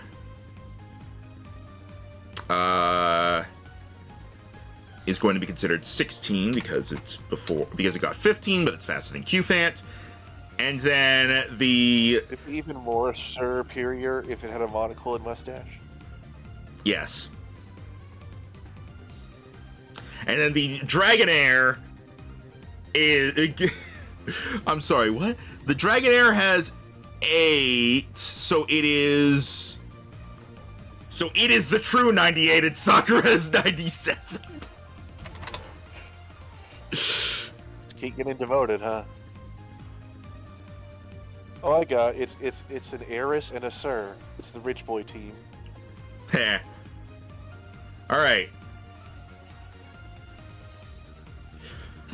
Okay. I'm sorry, I'm just annoyed. I do not blame you in the slightest. All right. Boop. Boop. And then... Boop. Boop. Boop. Boop. Okay. Let's begin with Carly the Glamora, who's going to, upon coming out, is going to float forward and begin spinning as bits of rock fly off of itself, begin flying around in the air, joined by other sand and debris as a sandstorm forms. Ah. And, yeah. Okay. Gotta remind the audience of what Sandstorm ability does. Ah, yes, so Sandstorm lets you draw 2 cards from your deck. Do-do-do-do-do.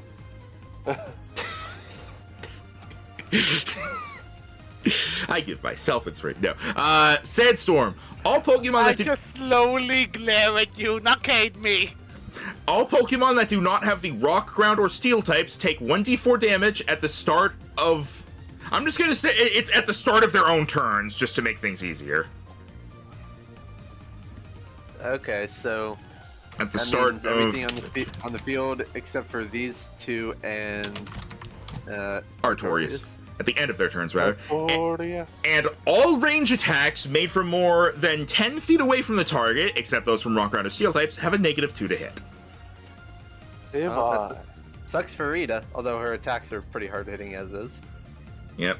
So the sand. Blinding! Sandstorm hurts!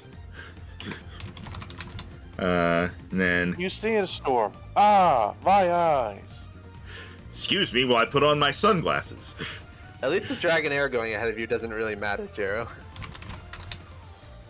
I would have preferred it if Jero got a nat 20, both things in your battle got a nat 20, and nothing else did. So Jero's just like, I'm first, but I feel like somewhere something is ahead of me. Esteban needs the help, given how one-sided of a matchup this is type-wise. All right, let's see. All right, 50 points to everyone as per usual, and That means I have 100 points. I win. no. Some extra points for the Sandstorm setup, and now down to Dragonair, as Dragonair is going to. With this no longer being a contest, they're not as worried about being show-offy. Yeah, that. So the Dragonair is just going to charge at Facial Flare with a Dragon Rush. Okay.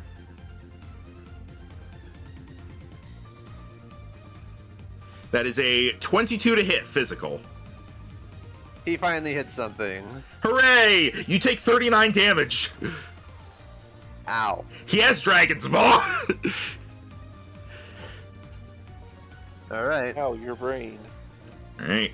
Now, Sakura. Sakura. I think Sakura, no, put away the sword. What do you have there? A knife! No! Or no, what do you have there? Sylveon! No! Just has a knife. I'm gonna shake a bit. Alright, hang on. While you do your turn, I'm Google image searching Sylveon with a knife. There has to be some of those. Google autofilled it! Google autofilled it! Oh, these are all so good! Hang on, you do your turn. I'm grabbing some of these while you do your turn. Okay, I was trying to say, Sylveon stabs a bitch.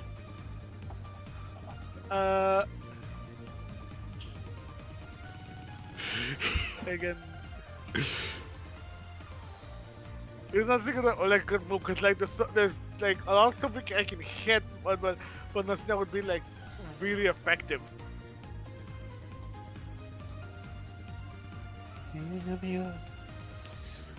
It doesn't necessarily have to be super effective. You just gotta do it. Just be show off at the very least. Yeah. So I think what I'm going to do is instead, at least it'll be effective. So, sorry, but you two seem to be the ones that don't affect the most. So, Sylveon is going to again move to. Victorious will show no mercy. I know. Oh, I know you will. You won't. Again, Sakura is going to move till she's right about. Hold on. Check where the thing is. Oh, wrong way.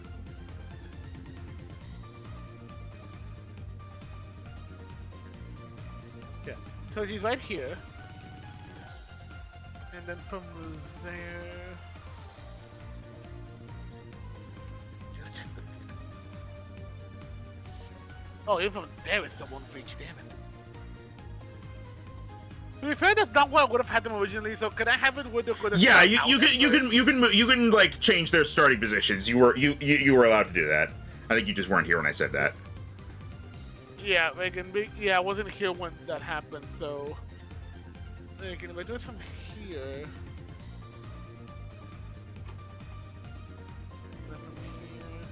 Okay, I can hit him with that at least. Sakura will move up to here, so that'll be because then that'll be the 15. I guess it. Oh wait, no. Oh, sorry. Sakura will move up to there and. Yes.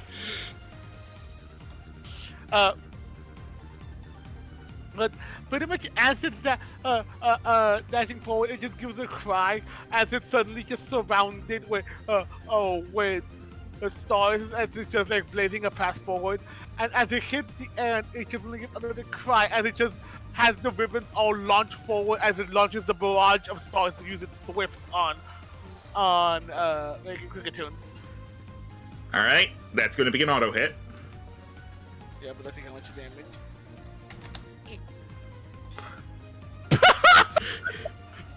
Merry Christmas! 16 damage. On that's on Cricketune, correct? Correct. Freaking, what do you have there? A candy cane. Oh, that's also a knife. No! All right. So yeah, that's some instant damage from that.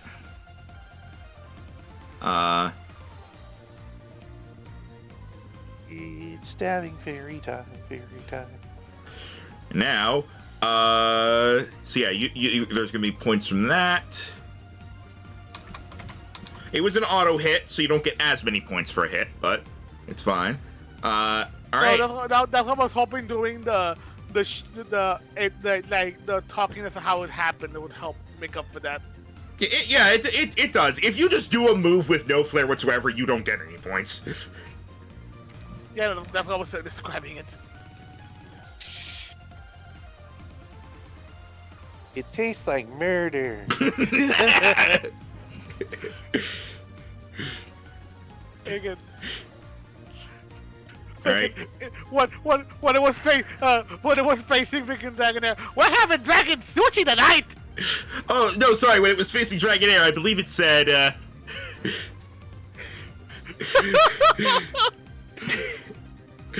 I'd shake your liver for a slice of stale bread. Hello, freaking. It just immediately see.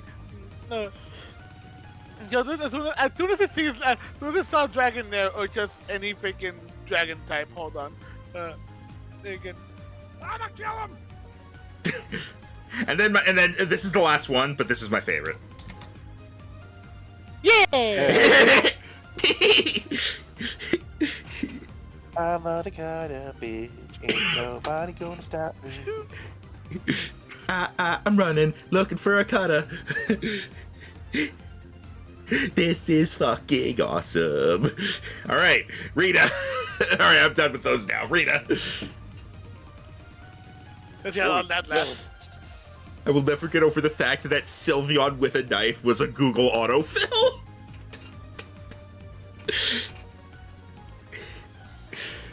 I don't know, surprisingly, least. Have you seen how the internet makes Sylveon be most of the time? It's a little shit. You know, Oh yeah, I saw one picture of Yandere Sylveon, and I was like, huh. Oh dear.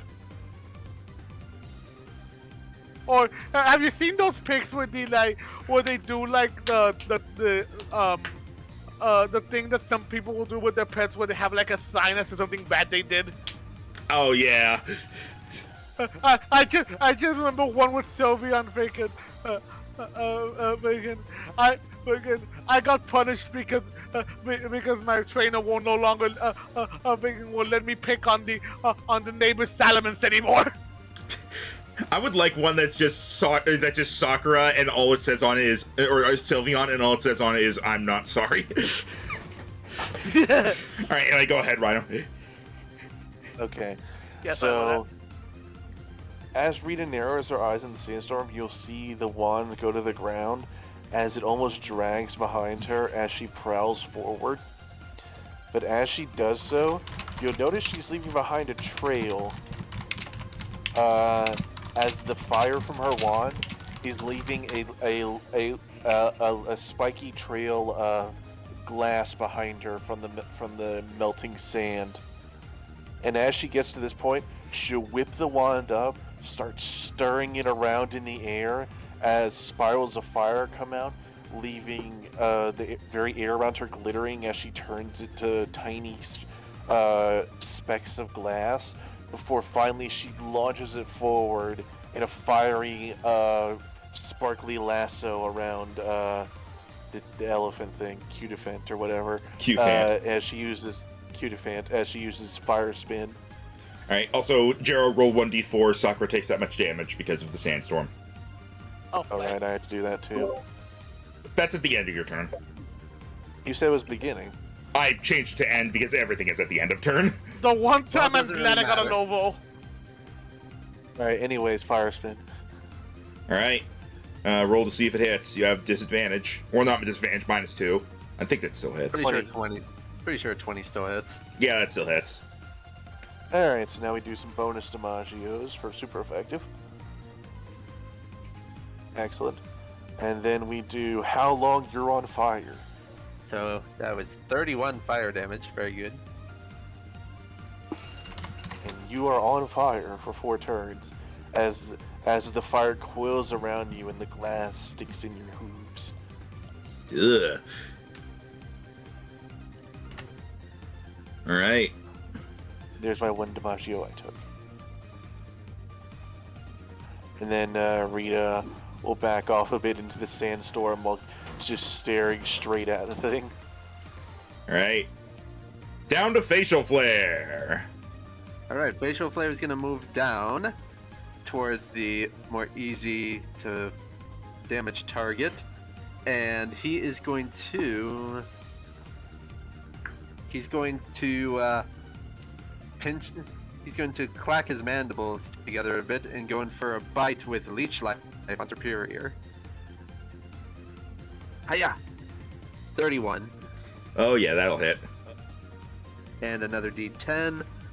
That is 37 damage, which means I heal 18. Alright. And now, Amy. And then Amy gets to go immediately. She's gonna go in, and she's gonna be like, flatten the noodle with Gigaton Hammer. Hiya! Oh, that wasn't a disadvantage, that was a 15, but that's still... Well, that's what 17 you have flanking, and that hits. Hit. Oh, nice. No difference there. That is 33 steel damage to Metal Dragon damage. Earth. All right. Ow. And that's me. All right. Up to Neri's Cricketoon. The Cricketoon is going to... Cricketoon is going to move forward a bit, as it is going to kind of like create some like strings, as if from String Shot, and use it as a violin as it plays a little song on it, as it attempts to use Sing on Sakura. You must roll 2d4 because it has effect spore. Lightning flashes in the sandstorm for no reason. Sakura. I don't know why I'm on this today, but it amuses me. You said it was Jero. a 2d4? You said? Yeah. Roll 2d4 on if either of them are 1 or 2, you fall asleep. You're asleep. Ah. So close. You can. Oh wait, no, you already used your inspiration. But Yeah. you can use inspiration on the 2 if somebody else gives you one. But all right. I mean, Tim, you got 4. 3. You didn't get spare one. You think you're in that bad of a pinch on the first round? Sleep is sleep. It's up to you. Sleep is pretty bad, but it also can't last longer than 3 turns. But knowing my luck. I'm feeling confident in my fight with Esteban, so take 1, just 1. All right. Go ahead and re-roll. Roll another d4 then. All right. Hey. No sleep for you, as Sakura starts to fall asleep, but shakes itself off like, I took down Esteban, I could do this. And then over there, Travis, Esteban suddenly looks sad for some reason. Oh, like that! I wanted to do it, but not like this. No, it's fine. It's fine. He doesn't know. Both Travis and Tim want to see the 2 of you compete to get 3 ribbons first. So if you win this, then we'll get to see it. All right. As Cricketoon failed to put you to sleep, and is going to kind of scuttle back a little bit, like uh-oh. Superior down here. Yes. He had a big old bug bite. Yep. He is going to move to here, so now he has flanking. Line. Yay. Da, hey. And he is going to... We're creating the world's longest hammer. Actually, this just reminds me when you're like in preschool and you put a bunch of colored markers together. Like I know, red, right? blue.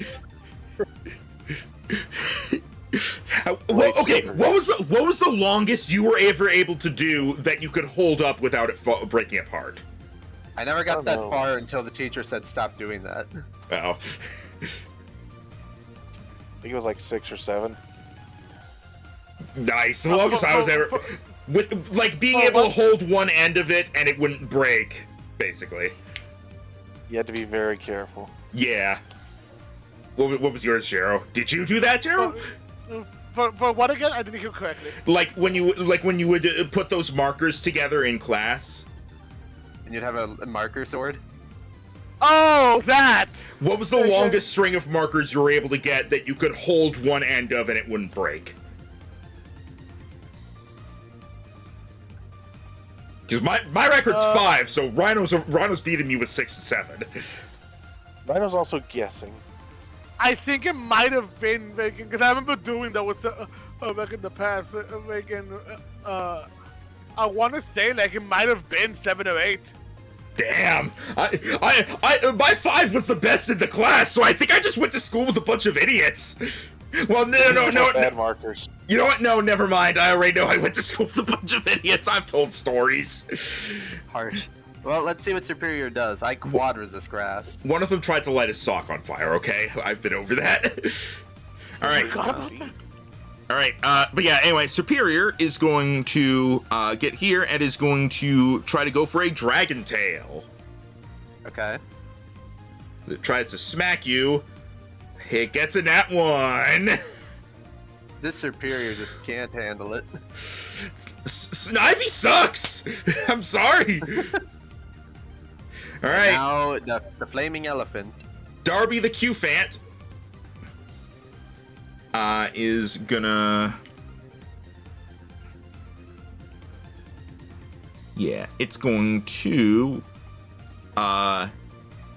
It's gonna charge at Rita, because Rita set it on fire. And it has...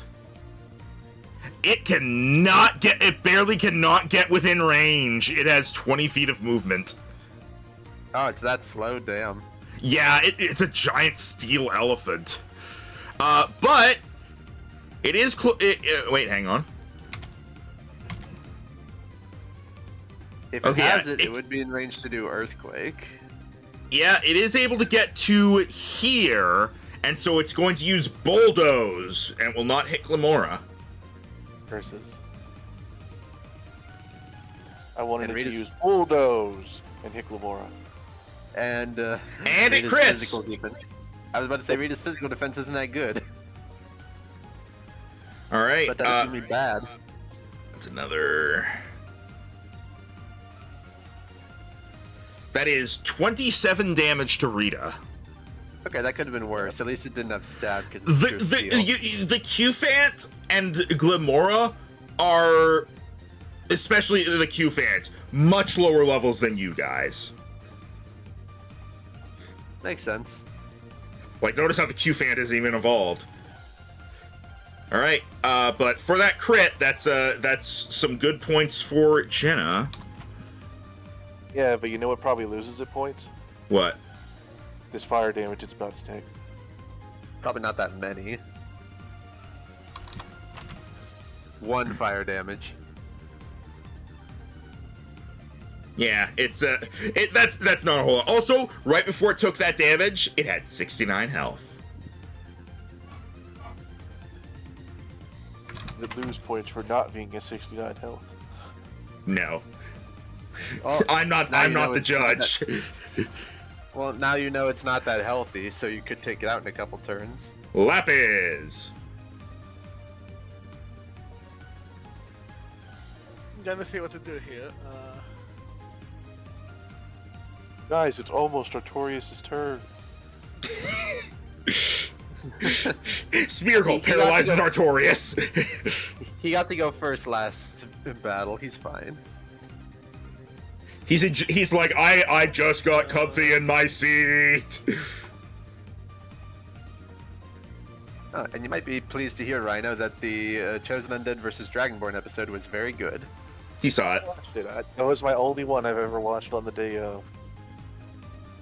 I was correct in guessing who won. The guy I rooted for lost, but I didn't know how insane Dragonborn scaling was. Yeah, the lore in Elder Scrolls gets wacky. So, making another think of what to do, but I think I'm gonna go with Lapis is going to buzz over.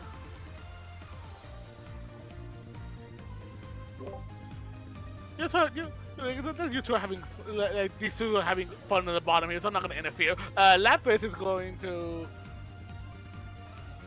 use its fly speed to go. Zoom! I had to go. Bug on bug action here.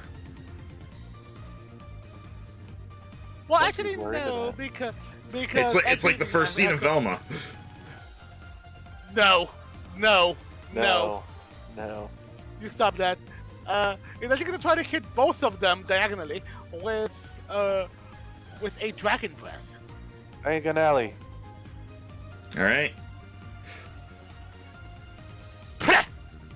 I think you do it.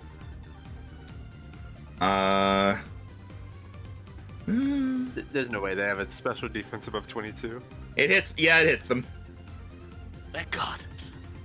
And remember, they must roll. They must roll, and effect 4 is an effect. All right. Cricketoon. 20 Smeargle. damage to both. Cricketoon is paralyzed. Smeargle is not. Hey, I got one. We got one of them.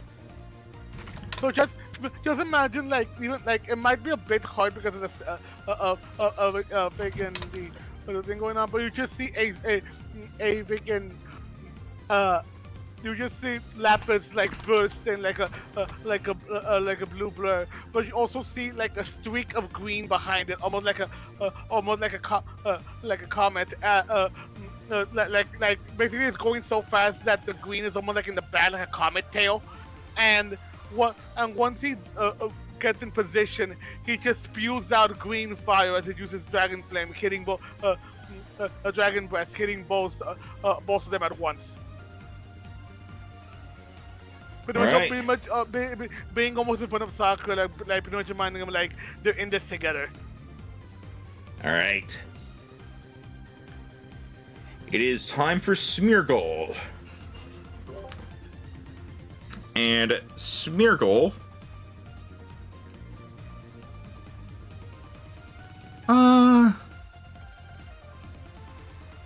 Yeah, okay. Smeargle is going to... move to here, as it is going to grab its tail, and it starts swiping at the air, seeming to paint something. As it suddenly shoots a flamethrower from its tail at Lapis.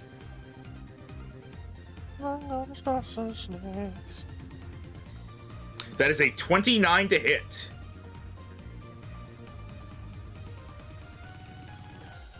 Very good.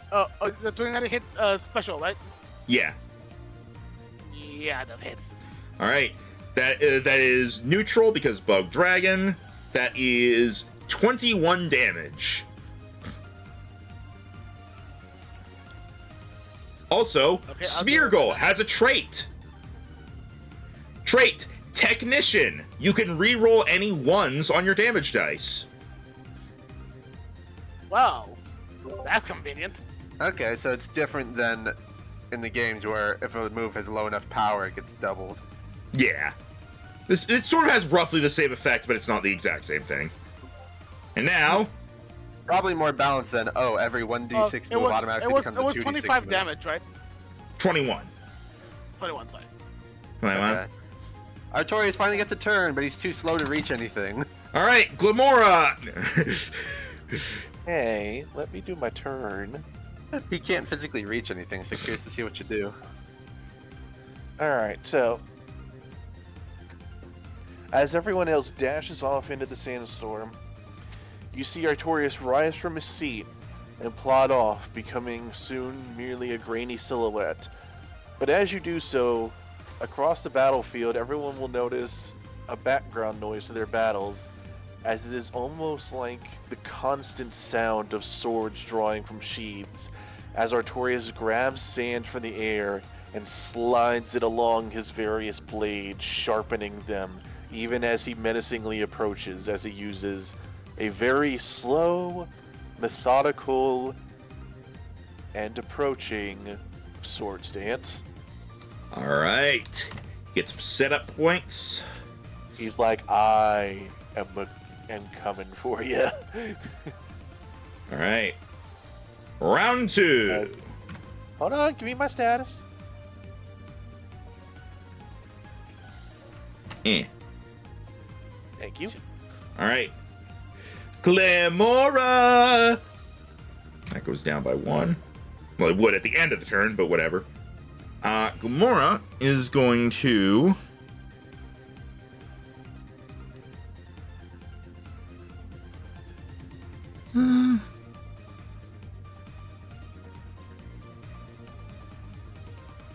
It is going to float over to here.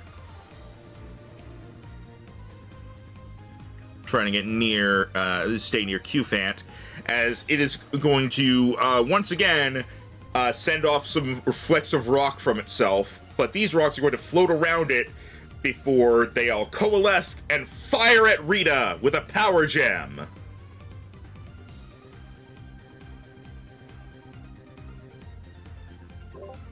That is a 29 to hit special. Yeah, that'll do it. And I was talking to chat. super effective rock move. All right. That is 24 damage. Oof. I didn't hear much flavor though. No, I gave it flavor. No, you didn't. Totally. Alright. Esteban and his Dragonair. Dragonair is going to... just like it did in the contest, it's going to slither around Amy before sending a Thunder Wave at it. Roll a d4. Trying to paralyze the thing. Okay.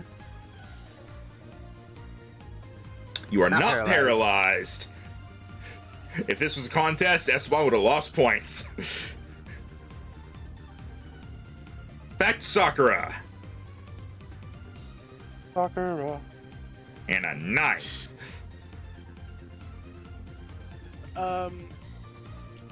Again.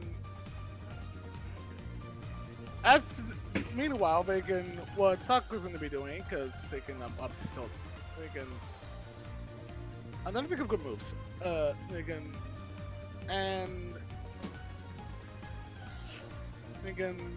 ordinarily avoiding that making the thing. She is going to move forward until she is right around here. I think I need to remember the thing for Sakura. Give me a second.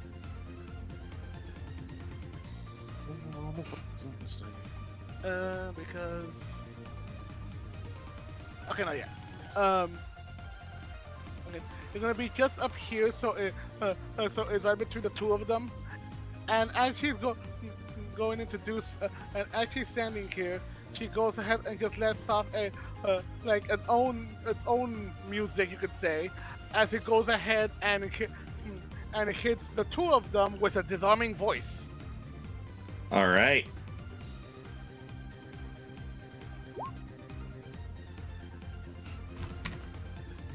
That's 23 damage. All right.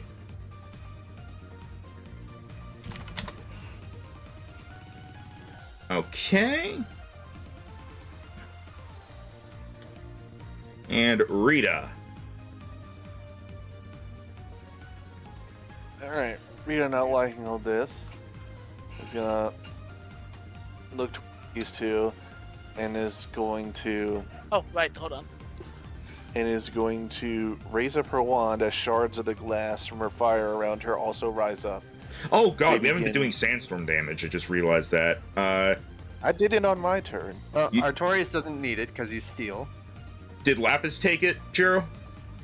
I'm remembering to do it right now because I didn't do it. Okay, I didn't do it for Cricketune and Smeargle, so I'll do that now. You lose points.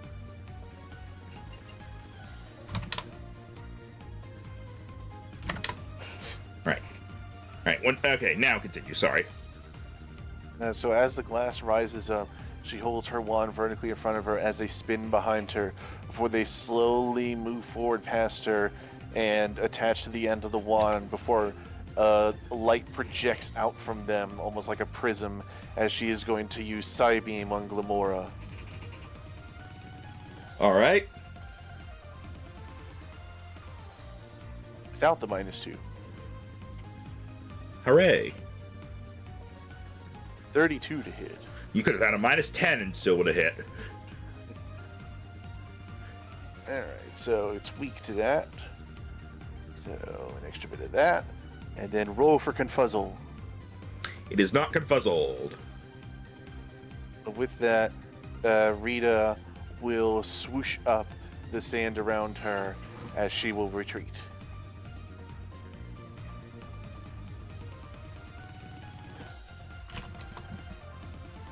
Hang on. Hang on a second.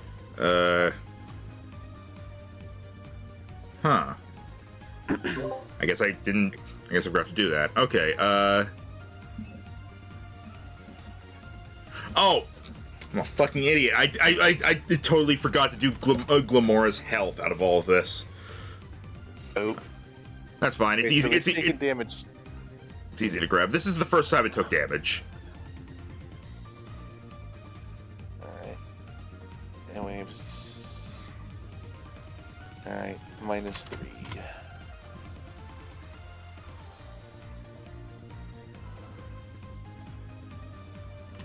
I sit here, I do my thing, Matt's like, it's not confused, so obviously it takes no damage.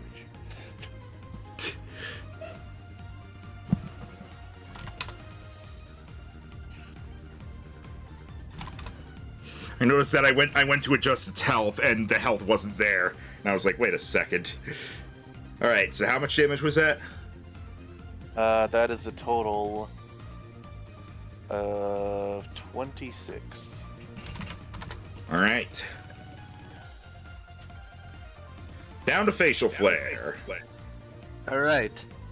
He is going to look at the superior, and after narrowly dodging the tail overhead, he's going to come up, and he is going to use one of the tendrils on his face to do a fire lash.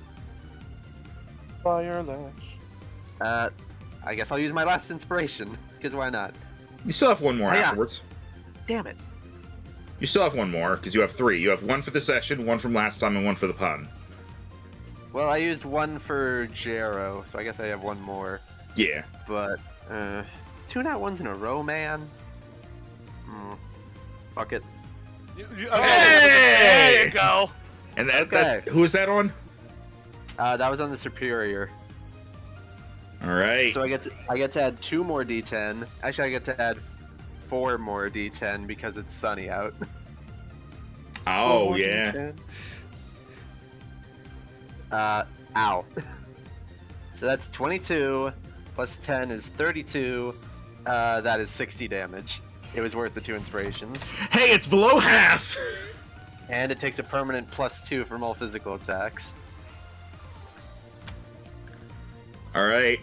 Espo's Alright. just like, what the fuck? I've made enough of a lead. I can do something stupid now.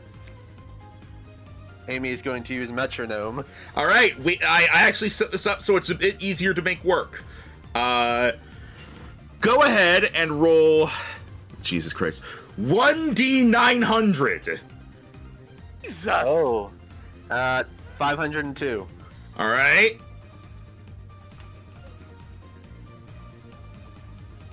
The Oh my- same to Dragonair, obviously, if it can be. Hang on. I actually gotta pull this open because I don't know off the top of my head what this one does.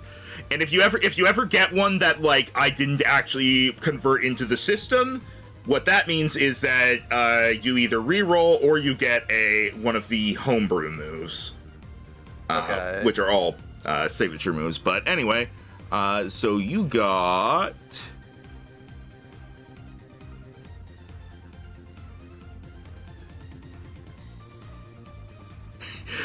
Ally switch. Pick a willing allied creature within 30 feet. You and that creature switch places.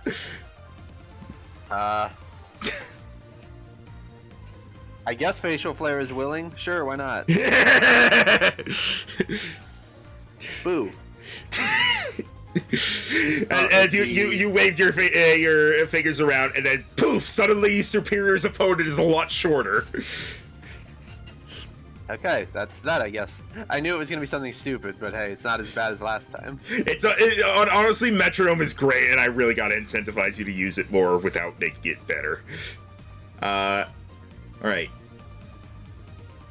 Cricketoon, Amadeus. Amadeus. Figaro. Is going to...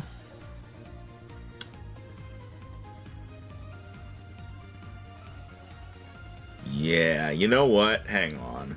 Let's see here.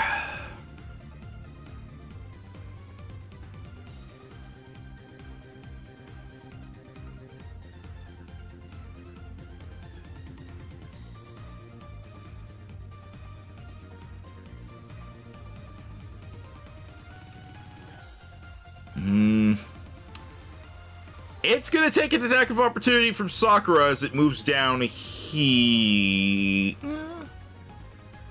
As it's going to... Yeah, it's actually a... Yeah, hang on. Let me move it back.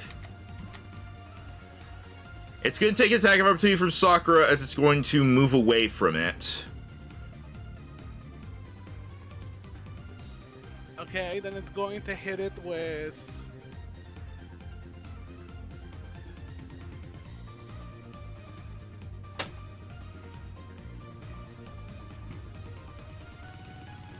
Again. Oh, who's moving away, actually? Sakura. Or not Sakura, Oh, the Cricketoon, sorry. Again. He's gonna go ahead and... Just before it's able to move away, he's actually gonna try to hit it with a...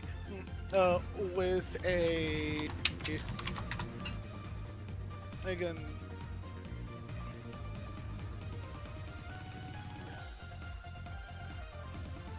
trying to say the silent move, sorry.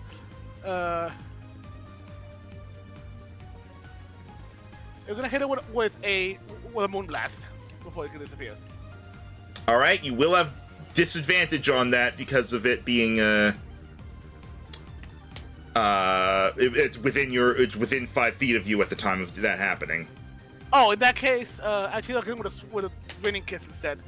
Alright.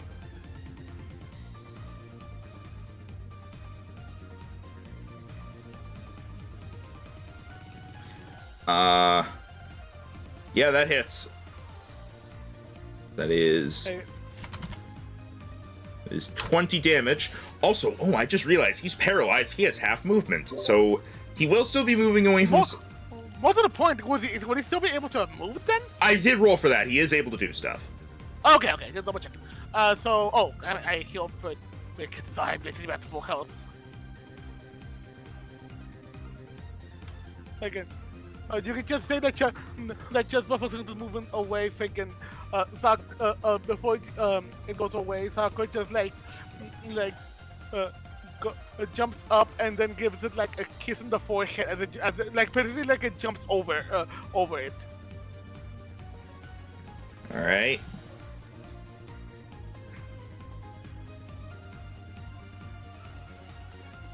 All right. Cricketoon is going to move down here then, and it is then going to...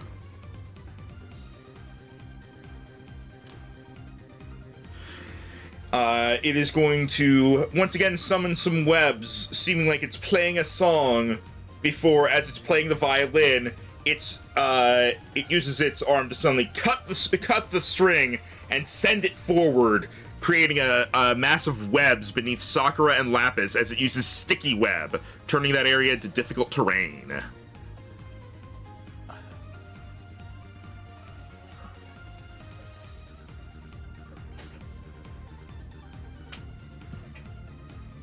And then roll to see if it shakes off paralysis, because that's the thing here now. It does not. Down to Superior. Yep. As Superior is going to be like, oh, you're new. Okay. And...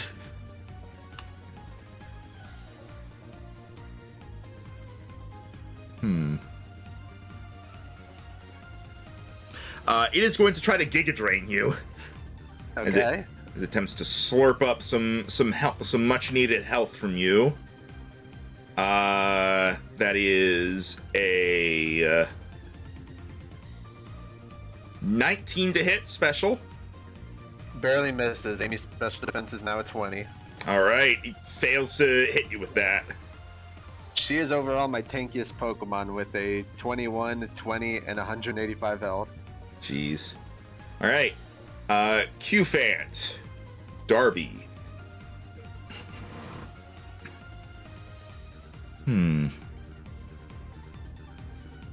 He's going to see Artorias up there.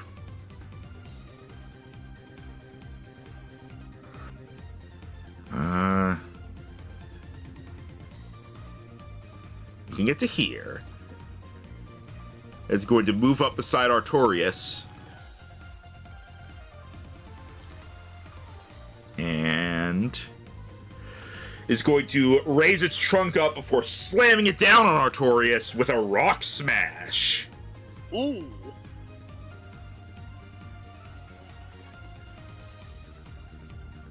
That is a 24 to hit physical. No. Really? Yes. What is his defense? Currently, 25. Ah. He's hit the cap. Okay then. He take fire spit damage. So the cap is a thing. The cap is your Okay. base plus 6. Okay, so I haven't hit my cap yet. Oh, I thought Max said the base for any defense score was 25 and going over it's just more HP.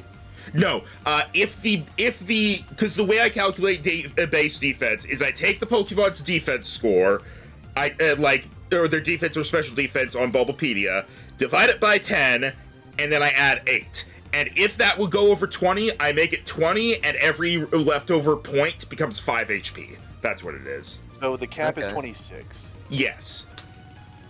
Okay. But yeah, Artorias blocks that as he just looks up at him like, no. Q-Fan You is need to like, Q-Fan is like, what? You need to have a high physical defense when you're quad weak to fighting. Yes, I know. All right. That's some points lost for Jenna. Although then you come across a Lucario and you're like, well, I'm dying. Here I go dying again. Guess I'll die. All right, Lapis. Again. I wonder who's winning right now. Pretty The sure point, it's not me. the points are pretty close to each other right now. If you were to look up there, I know you did a stick whip, but would Lapis still be affected by it? you. Oh, by the way, Matt, You didn't. Because, You didn't say. because I did think he did. I did think he flew over there. You didn't specifically say he's more than 5 feet off the ground, though. Fair, I didn't specify that. Plus, and if he was more than 5 feet off the ground, he wouldn't be able to hit things as easily. But anyway, sorry. What's up, Rhino? did you take fire damage? No, I thought you were gonna do that. There you go. All right. So that lasts 2 more rounds. Also, yeah, Tim, it is not just you that I've only seen the one letter for. It's happening with Blake. I only see E ... There's other people. Yeah, on like my friend. Yeah, like Luna actually had that friggin' when she stopped buying her stream yesterday. Yeah, Lunar is L dot dot dot. I have some other friends that are just letter dot dot dot. All right. Anyway, yeah, go ahead, Lapis. You are within the difficult terrain, meaning you'll have to use 10 feet of movement instead of 5 if you want to leave that area. That's all it really means, though. Okay, I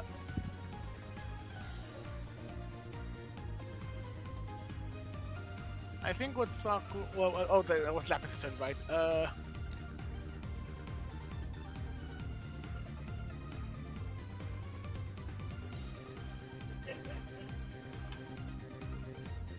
Just double checking to make sure this is weak to it. Again.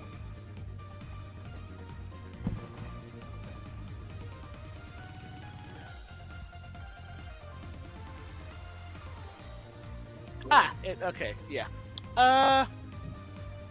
Lapis doesn't take kindly to being held down. So, it is going to use a bit of its, like, again, hold on. Because I wanted to do something, I'll make sure I can do it. Okay,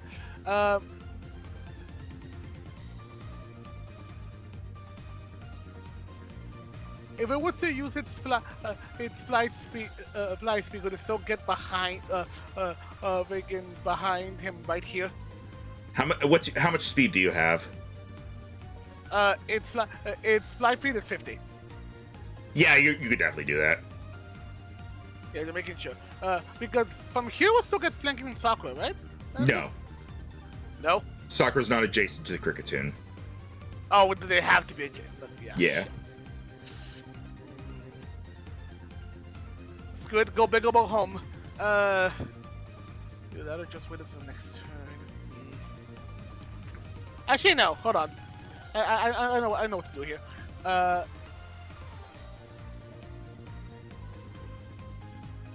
Lapis will go over here. Again.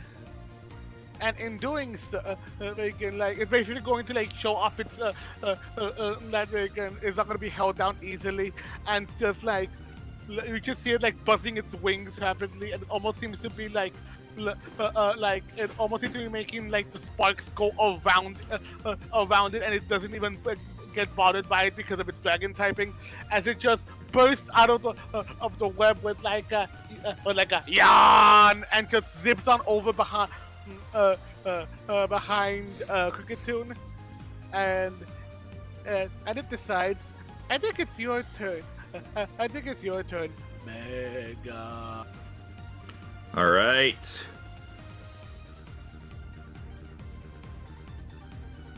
It does not fall asleep. Even with the effects for? Correct. It got a 4 and a 3. Shit. Unlucky, and that loses you points. Well, did me saying the thing make it You don't lose points for it. This would be a thing where they would lose points, but they don't. So,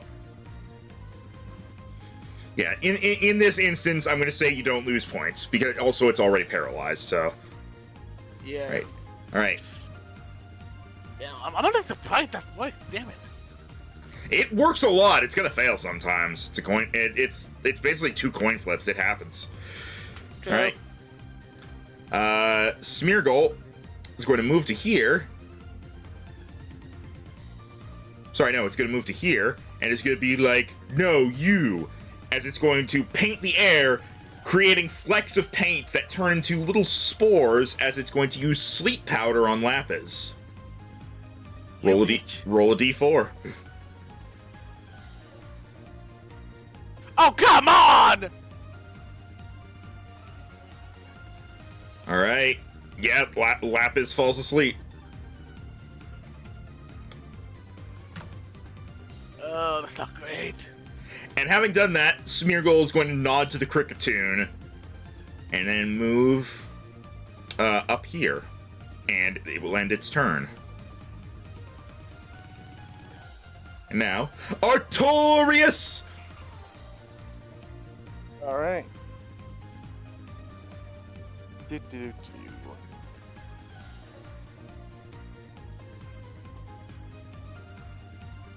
Let's see.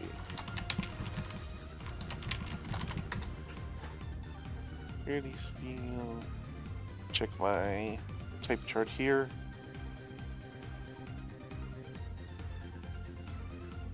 Ah, good. Alright. And then after blocking the attack, Artorias is going to turn to the Q-Defant. Q-Fant.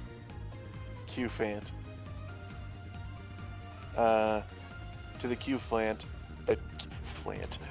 I'm not even trying. You're gonna lose points every time. No. I'm like, okay, calm down there. And then is going to look between him and the Glamora and smirk as he's going to grab onto the trunk, pull it to the side, and how can I explain this? And is going to almost, I'm losing my train of thought here because of the fucking name. Q-Fant, You know what? move on. Okay, he is going to duck under the trunk that tried to hurt him. He is going to hold it in one hand as he's going to rotate around. You'll see his legs scrape across the sand-covered ground, leaving a trail as he is going to come up with an uppercut that almost needs to lift the Q-Fant off the ground, like almost like he is lifting it with the one hand on the trunk, but it is an illusion since he is lifting it with the punch of the other one, as he's going to use Night Slash. All right.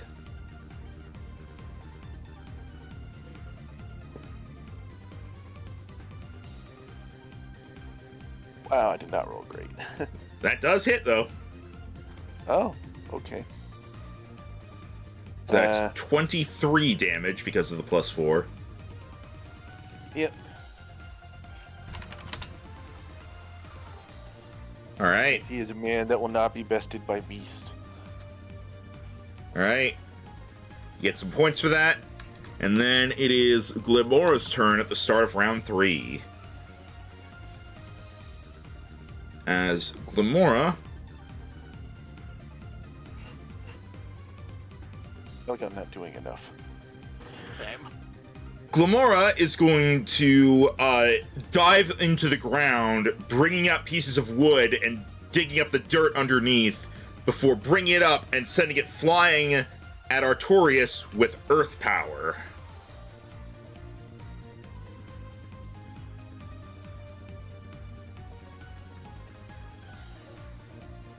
That is a 20 to hit special. Yep. All right. That is 24 damage to Artorias. Alright. He takes hits much better than Rita does. All right. And now, down to Dragonair. Alright. Dragonair is going to be like, oh, I have a new opponent now. Okay. Yeah. It's going to face Facial Flare, and it is going to bring its tail up, waving it around before bringing it down, coated in water for an Aqua Tail. Uh-oh. Oh, no. 30 to hit, physical. Yeah. Right, and super effective. 24 damage. Does water do less damage in sunlight? Yes, it does. The damage dice are cut in half, so that becomes... I believe this is the final round of sunlight, because the third round. It becomes 17 damage. Okay, not bad.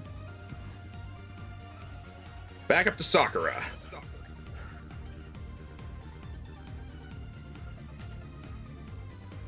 Yeah, it's not gonna.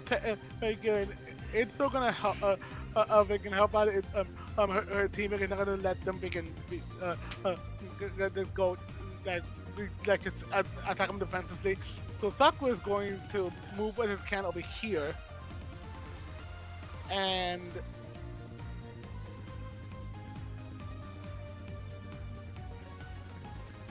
you know what? We can, considering all the sand around here, we can. It's going to almost as if using sand to it, the sand to the advantage. Gonna like, basically like have it like use a ribbon to like cling it all together, and then as it's and then, almost like if doing like a dance around the sand, and then as it gets close to it, it just goes like a poof, freaking right in freaking right in his eyes, and use a sound attack to blind it. All right, it's trying. Who's it trying to blind? Cricketoon? Yeah. All right. Oh no, that's not a try. It just does. All right. Yeah. So it is now paralyzed and blinded. Jeez. It's like, why you Like, do this to me? You put my friend to sleep. I won't let you hit him. All right. And besides, now that it's blinded and paralyzed, it's right within stabbing range. Ah, very true. It I is. think you'd appreciate that. Yep. It is. It is Rita's turn. Right.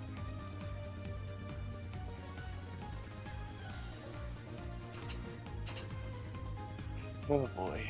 Gotta do more. Sandstorm's still going on, right? Yes, it will end at the end of Glamora's next turn. So basically, the end of this round. Alright.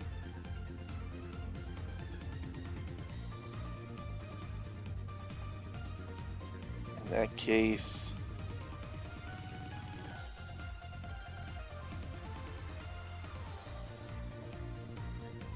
Rita is going to... Check the range of something again. Okay. Is going to move over here as she spies the Glamora once more. And as she raises her wand, the glass shards appear from around her again. But this time, instead of focusing on her wand, this time they seem to all stop in the air and point towards Glamora as they start pelting it while covered with this pink energy as she uses Psi Shock, which uses defense instead of special defense. All right. 18. That hits. Alright. So that is once more super effective. Wait. Sorry, that was Glamora? Yeah. That does not hit. I was gonna say, I thought Glamora's physical defense was higher than that. Yeah, I opened up the wrong sheet accidentally. Yeah, I don't Sorry. feel like I'm doing a lot. Ezrea's going to huff and wipe sand out of her fur as she goes back. All right. Down to facial flare. Alright. I easily could use lunge to jump over to the superior and just bully it, but that doesn't seem fun. So, he is going to flare up the two higher bits of flame on his face and go in for a slash with X Scissor. Hiya! That 31, on Dragonair, that'll hit. 25 damage. Jeez. All right. Amy. Amy is going to look over at the superior and she's going to bang on her hammer, and for some reason the sound of a beehive is coming from it as she goes for a skitter smack on the superior. All right. Hiya! Oh! I get to add another 2d8 to that.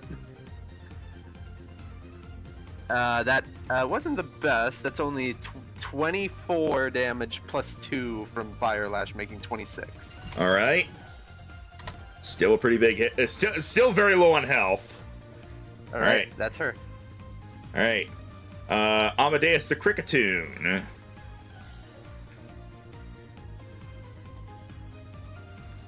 Does get to move.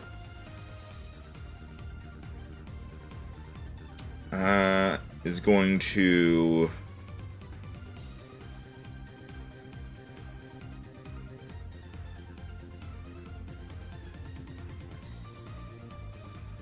I'm just measuring some things. Go ahead.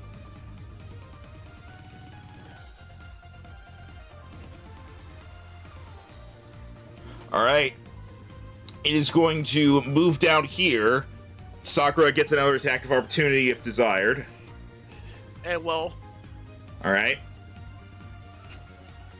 And it will hit with a...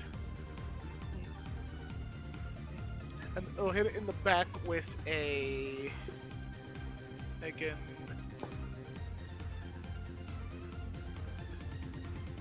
We'll go for another disarming voice. All right. Oh! Oh! Like pretty much as it's trying to escape, she just she just gets huffy and goes, oh, the hell you don't, and pretty much just gives like an angry, like an angry little roar, but surprisingly tough, and it just launches very quickly to him back in the back. All right, that was 35 damage. Or sorry, not 35. That was just 30. No, that was 30 damage. But yeah, 30 still damage even. 30 damage. It is below half now,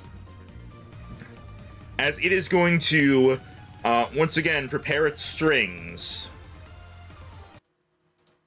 and it begins to play a new song. Let's see if this is if this will work for what I want.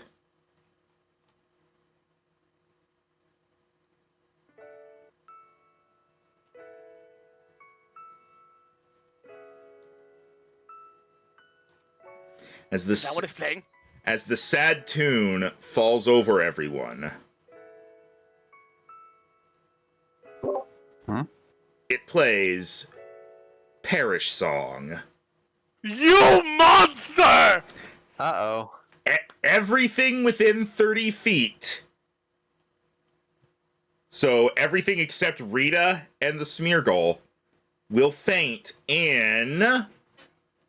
it is 1d4 plus 1 turns after the move has been used. In 2 turns! Why do we roll The ones thing was on going to those be so... over in that anyway. We roll ones on those so often.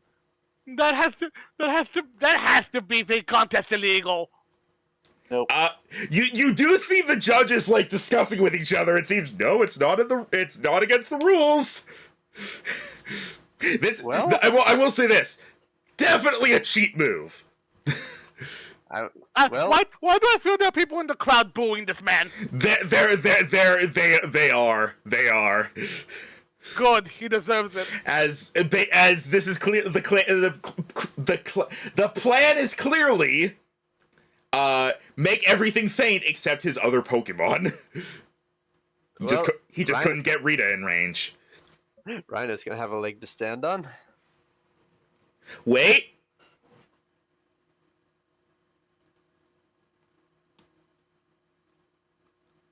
How would... You know what? Yeah. Lapis is also not affected by it. It's asleep. It can't hear the song. Okay. That's really how it would... Okay. You don't hear stuff when you're asleep. Yeah, you do. I don't. I'm a heavy sleeper. Also, plus, it would mean you automatically get another win, Rhino, because you still have something alive, so you shush. Not necessarily. How would... Not to you, but you can be woken up by sounds. Here's what I'm gonna say. We're gonna do a roll. You're gonna roll a d4, Jero. On a 1 or 2, you stay asleep and are immune to Perish Song. On a 3 or 4, you wake up but are affected by it. That seem fair? I guess.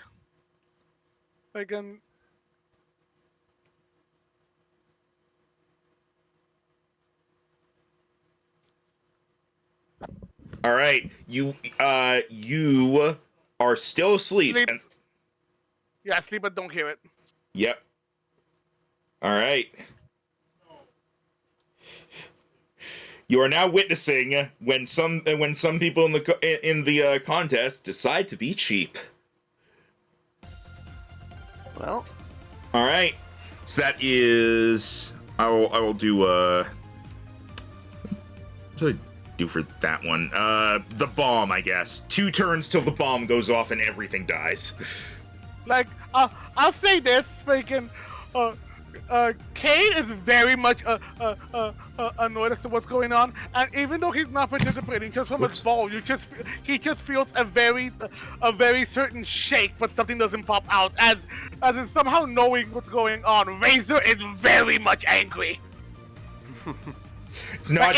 Like, go ahead. Just saying, as you're seeing, it's not just in battles where people could be assholes. All right. Yeah, but here's the thing, freaking, besides Cayde, Vader himself really much enjoys contests. So the fact that he just saw this, if he sees this guy after the match, oh. I will say, I will say, he did not gain any points for that. So, all right. Down to Superior. Yeah, this is very much someone who is like trying to win versus trying to put on a show. As down to Superior now, he is once again going to try for a Giga Drain on Amy. He really needs that health. 15, so that's a no. wide miss. I don't think the Superior has done anything since that first rap. Jeez. All right. Back up to Q-Fant. The Snivy line is just cursed when Max uses it. Apparently. Also, correct me if I'm wrong. Because of the whole Perry song thing, that means even he himself is going to make Yes. Okay. But the specific idea is he made sure his partner was out of range to survive. Yeah, that explains the nod at the end there. Yeah. I was expecting something, but I wasn't expecting that.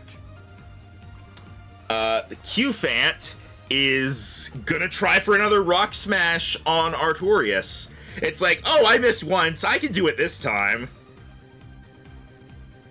That's a 12. No. Blocked once more. Alright, Lapis, roll a d4, see if you wake up. On a 4, you wake up. Hold on. What's up? 4 more Demagios. Ah, alright.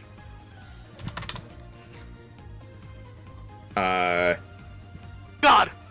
Alright, wow! You got the best of both worlds! You avoided Para's song and woke up. Oh, right, yeah, the D4, so that D4, what was that D4 for? Rita. Sandstorm damage? Oh, yeah, Example and, of damage. and then damage for Cricketune. Hey, if it helps, Cricketune also took max damage. Yeah. Alright, you get your turn because you woke up at the start, so go ahead, Jero. Yep. Megan. Yeah, Megan. Even though it would want to go for the Cricketune, Megan, as soon as it wakes up, Megan, Megan. Lapis could like tell. There's like a little undertone of music in the air. Like it can tell what has happened. Yeah, and pretty much I feel like even then, like Sokka will like let him know somehow, and yeah, Megan, you forget he's still also Dragon type, so yeah, Megan, Dragon Pride is very much in effect here, but as much as it wants to go after Cricketune, Sakura like gives like a cry to snap out of it, saying that she'll handle the Cricketune, go after the other one, don't let him get away with this, basically. And Alright. that Lapis just nods as he just turns over to the Smeargle, and you just imagine like the red eyes just glowing as he's just staring at it like, oh, you have fucked up going after my pack, in a sense. Smeargle looks up at Lapis like, Smear? And in doing so, again, with all this going on, it is going to, because it doesn't get a chance to do anything regardless, it is going to go directly towards it, and as it's doing so, just imagine the charging of Vox behind it, pretty much going and all doing this move to be able to buff itself, pretty much showing like the force of a dragon protecting protecting its partner as it goes to hit him with a tackle slash ancient power, basically. All right, ancient power, go for it. That I'm pretty sure that hits. Yeah, that hits. Thank God. Defenses are not that good. All right, 15 damage. 15 damage, and you get the you get boost. The Omni boost. Yep. So boop. Smeargle takes extra damage from everything. You take less damage from everything. Boop. Boop. Boop. Kind of surprised you didn't do that to the Cricketune, considering it's super weak. It's about to die. It's about to die in 2 turns, and freaking wanted to get something off to the one that's going to be a problem. Yeah, because the Smeargle's the thing. The Smeargle, Rita, and Lapis are going to survive it. Everything else is doomed. That Red got very screwed. Yeah. So yeah, by the way, that, just so you know, that paralysis really fucked him up. He would have done that a lot earlier if he had been able to get into position, and he would have gotten everything except the Smeargle. So that paralysis... That would have been... Not even though the paralysis didn't trigger, the speed lowering saved the day. Man, if Max rolled a 5 on that, then it wouldn't be as big of a deal, but because he rolled a 2... Yeah. Alright. Now it's Smeargle's turn, and Smeargle is going to grab its brush, and it is going to start painting as it uses Sketch on your Ancient Power and learns the move. Oh. So the way Sketch works, choose a move that has been used since the end of your last turn. You permanently learn that move. This move cannot regain this move, as in Sketch, cannot regain PP under any circumstance. When the PP hits 0, the move is forgotten and it has 8 PP. So basically, you get to create your move list over time. Huh. So it now has Ancient Power in addition to the other things it has, but that was its turn. And hey, you're weak to Rock type. Yeah, but it doesn't get to use it quite yet. As now, Artorias.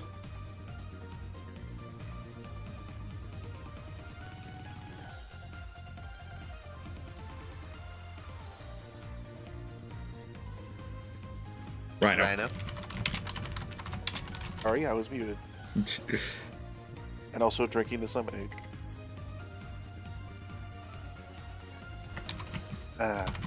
Okay. Artorias is angry and is going to. This guy just made many enemies. Guy, go. I've got a clue. It's a guy. His name's Neri. Yeah, he just made many enemies. And this is pretty much flavor because I don't really have a move to do this. But imagine if you will, in a world. Sorry. Artorias still holding on to this elephant's trunk, who is trying to hurt him but failing.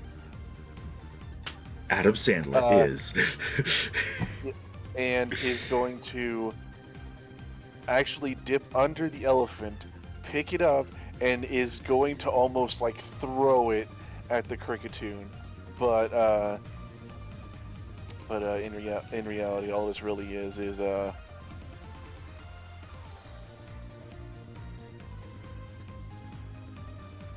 gonna say this is a kowtow. No, because that's worth less points. Fortunately, I had the flavor for this, but I don't really have the moves to support it. What? Here, let me take a look at your move list. They're all single hits. I know, but like, I'm seeing if like there's anything that I think would work. I'll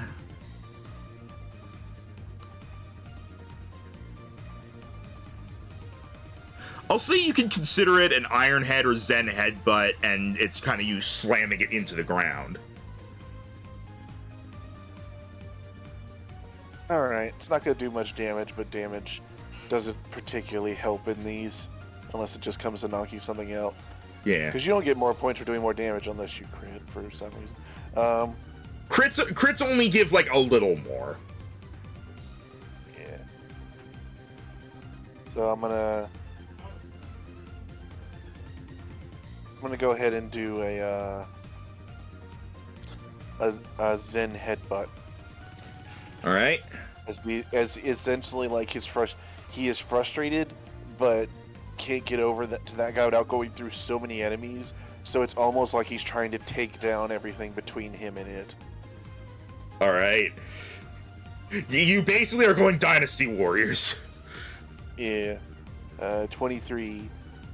All right. 22 Damagios. All right. Sorry, 26. Well, because Steel resists Psychic, so that gets knocked down by 4, so it actually evens out to 22. It is very close to going down. Oh, you did the... See what I'm doing, this elephant. Alright. Top of the round. The sunlight in Tim's fight is gone. The sandstorm here will be gone at the end of Glamora's turn. But, yeah. Okay. Glamora's not affected by it, so it's basically gone. As the Glamora has also decided its target. Nobody is happy with this guy. Nobody. Good. This is the, if you've seen the Pokemon anime, this is the Paul of contests. That's what this guy is. That is scathing. Has Glamora not put out any poison spikes so far? No.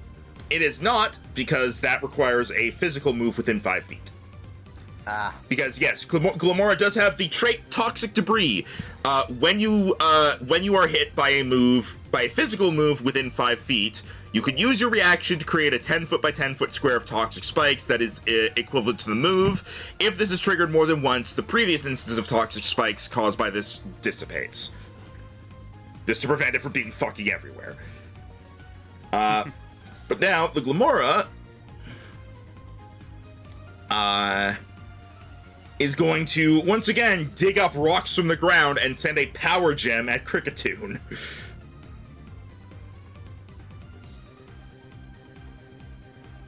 Oof! It did get crit. It sure did! Oh, that Kricketune is gone. Let's see.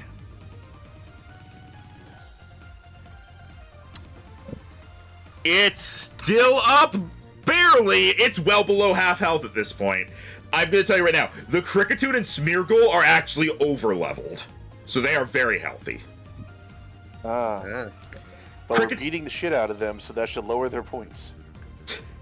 I mean, it raises the other points, but the Kricketune is level 16. What? Wow, that's far above us. Yeah. Again, the levels are very wild around here. The Smeargle is 13.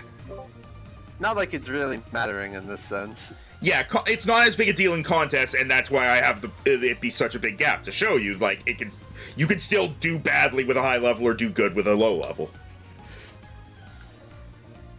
All right. Dragonair. Yep, down to Dragonair, who is going to try to go for another Aqua Tail on Facial Flare because that seems to work. All right. That's a 30 to hit. Yep, hits. It will not be reduced by sunlight this time. All right, then it is 30 damage.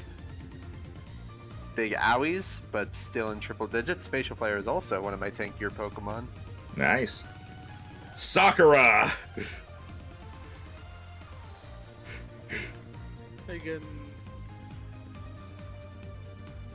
I am sorry to say this, Smeargle is going to be the thumbnail Pokemon here. Or, sorry, Kricketune. Yeah. Again. Sakura, I gotta ask, how low is it? The Kricketune, it's pretty low. Yeah. You don't get like an exact number, but it's pretty low. Okay. Sakura is gonna try to break out of the freaking damn web. All right. 10 feet of movement and you're free. So that's 10 feet. So that's 20 more. So it's going to, as it's here now. Basically, think again. It's very, very pissed, and again, cause is it done this next turn or this coming round or the next one? What is what done? The again, as in like, is the perish song going to effect? Perish round will be at the start of its turn after the next one. Yeah. Well, I think, so basically, it gets its next turn, and then once its turn comes around again, it activates. Okay. So, so that means technically, since Sakura's last turn, that's like second to last turn, basically. Yes. Okay. In that case, it's gonna do is it's being very pissed and it's going to basically charge. You just see like it gathering energy, just all this pink and glitter just all floats around as it goes for, and it just gathers up everything, and just to be able to just take it down because like, no, you're not going like you don't decide when you go down, I do, and she just gathers them all up into the strongest moonblast she can, and just launches it straight into the cricket to try to take it down. You have advantage because he's blinded. Again, advantage. No one likes this cricketune! No one likes this cricketune! Dylan, whoop your ass! There's been a lot of what crits do you mean? recently. I haven't seen any. That's 39. I'm just gonna give this to you, Jero, because it had 40 health left. It's down. Okay, thank you. The Parasong is still active, but you have defeated the cricketune. Yeah, just do that to be able to give us some points, and also they can be able to give me some points, and also drastically lower his, even though it's gonna be lowered anyway. And as it does so, Sakura just gives like a and he just and even does like a the whole like back paw away from it as it just like shooing away some trash as it goes to try to help goes to see what it's thinking of what it can do to help out Lapis take out the Smurgle. Alright, I am leaving Cricketune here just so we can keep track of the Parasong thing, but it is out and it is gone. Also, if you look up at the counter now, this is beginning of round 4? Yeah, this is beginning of round 4. Cayde and Jenna both have 90 points. Aidan has 75 and Neri has 40. Oh. Yeah, I knew I wasn't doing well, although admittedly I don't know what else I can do. I've only missed one attack. Oh boy. And that means, Jera, since you go before the Smeargle, you have a chance. No. It is Rita's turn, and Rita will survive the Parasong. There's still a chance for Jero to win this round. Gotta see it. Yeah. I don't really know what else I could have done. I haven't been hit by much, and I only missed once. Sometimes it just happens. I guess Jero has gotten 2 crits. Yeah.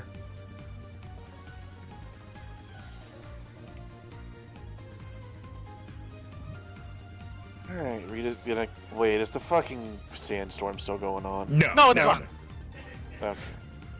Also, sorry, for the record, that was a mistake on my end. Jenna has 80, not 90. Oh, so Cayde is more than likely going to win this round? Potentially. He'd have to do something that gets him 10 points. Alright, Rita. Alright, Rita is going to... Now that the sand is finally gone, she's going to hold her wand in both hands as you see pink energy come from her eyes and fire emerge from her fur, cleansing it of all the filth that had accumulated.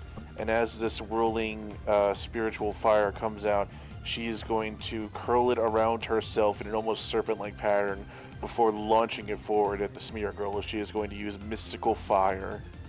All right. Also, I thought you said Smear Girl, and I laughed. All right. Yeah, that hits. 23? Okay. Yep. So. 15 mean- I have rolled ones on my last 3 stabs. That was also a 1 on the initial damage. And Yeah. negative But 2. hey, this means more than likely you and Jero are going to get to compete to see who gets the 3rd ribbon first. Although, we've been to every city at least once now, so we'd be doing a repeat. No, there's still one. Kamatola. Oh yeah. You can literally have your showdown at the top of the mountain. Yep, our second to last badge and, second to last contest in the same time. All right. But I do appreciate more when it actually feels like it was close. It is close point wise, to be fair. Like now you're at 85 to Cayde's 90. So. Okay. Oh yeah, my turns. Yep. I guess it's because we just checked in like after Jero had a turn. Yeah. That right after Jero had a crit at that. Alright, so Facial Flare is going to use another Leech Life, this time on Dragonair. All right. Probably hits. That hits. Yep. Okay, 28 damage, so I heal 14. All right. Just dragon doesn't resist bug for some reason. Amy. Bug's bad enough as it is, don't do that. True. Amy is going to... How does Superior look at this point? Pretty bad. Okay, let's make it look worse. You hit and he's dead. Damn. Well, that's a real feels bad for Esteban, because Amy's untouched and Facial Flare is still at 2/3 health. All right. As she'll move in closer for next round. All right. Up here, the count goes down by 1. Basically, at this point, everyone gets 1 more turn. One is affected at least. Yeah, everyone who's affected gets 1 more turn. Alright. Elephant. The Q-Fant is panicking now as it has attempted to attack Artorias twice and got slammed into the ground. It's like, no, please! It's just gonna try to grab you and slam you into the ground with a rock smash.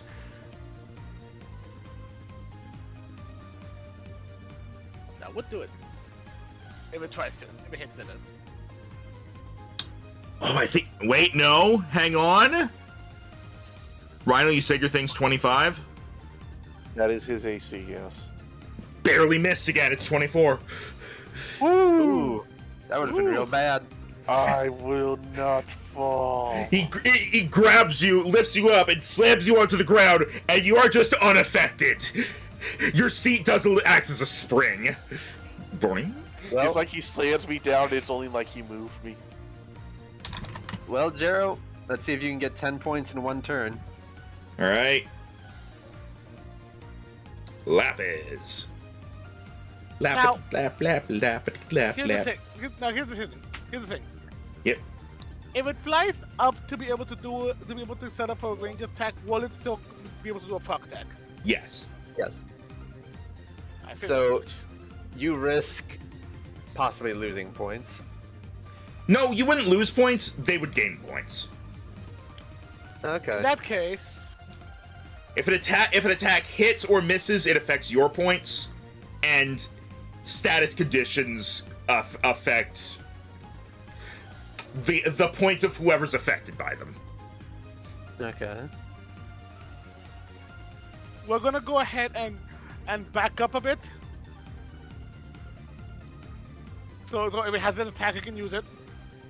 All right. Yeah, it's going to Use the ancient power just learned. Yeah, it is because that would be super effective. So it's gonna go for that. That is a 22 to hit special. Hold on. There's no way you have more than 22. That's special, right? Yes. Yeah, that hits. All right. I like to imagine Smeargle does the same thing as the little painter girl in Kirby 64 and draws a bunch of rocks into existence. Now, is ancient power special or physical? It is special, so it is lowered by 2. So it becomes 18 damage. Yeah, But- that help. And then he then Yeah, gets very the buffs. So it's basically evened out, but Yanmega still takes 2 less damage from everything. Yeah. Wait, is so that would going have been to- minus an additional 2? Huh? Because Yanmega used Ancient Power before, which makes it take 2 less damage from everything. Yeah. Oh, so yeah, no, right, no, sorry. So yeah, you actually take 16 damage. Not that I think specific numbers matter at this point. But still. Like, despite that, Lapis still goes through, like, freaking, like, almost like even to start being killed, like, it just brushes off the thing as it just uses the debris to, like, just make, to try to show itself off as it, like, as it gets back. Does a spin, so it, like a pirouette spin, so it faces the, so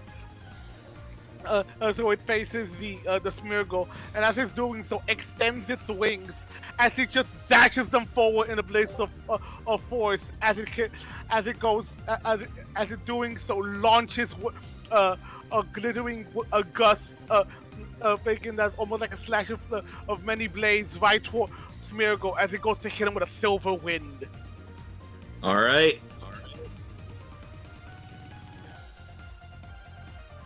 Definitely hits. That hits. That's 24 damage. Hey, the Smeargle had 69.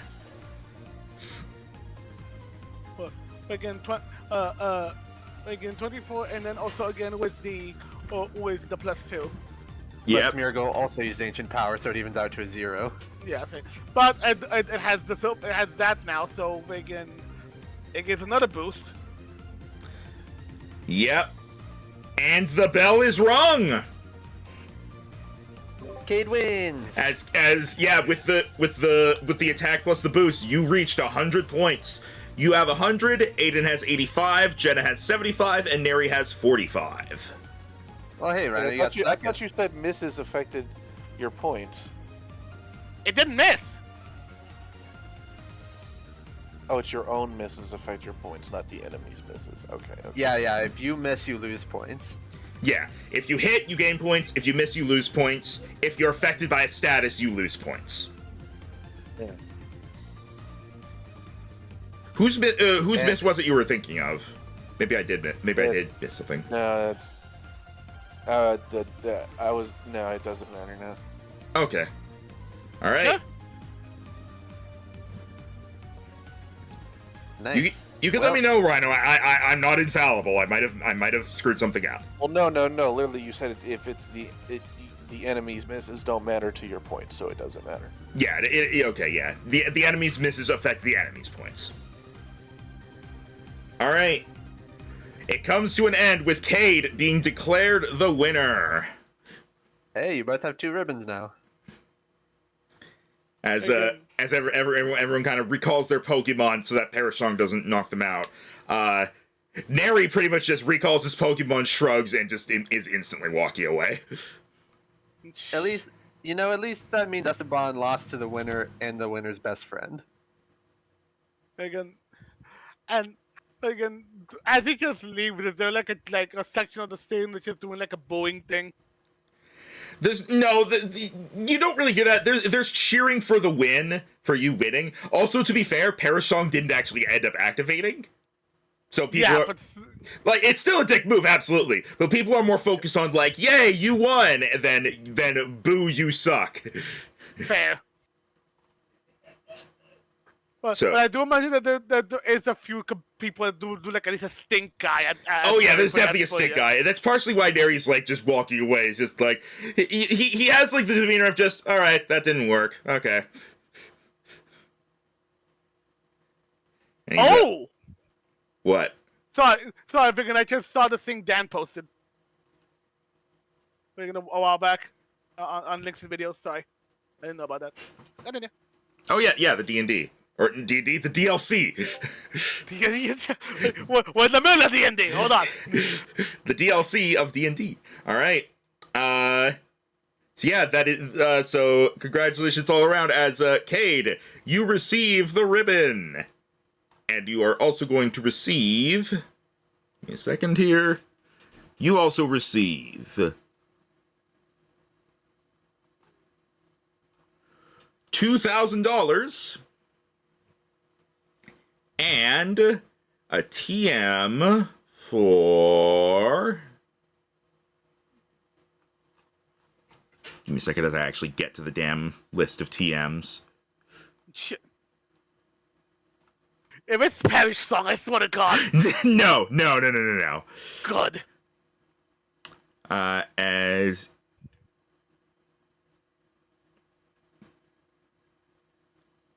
you get the TM for Leaf Storm.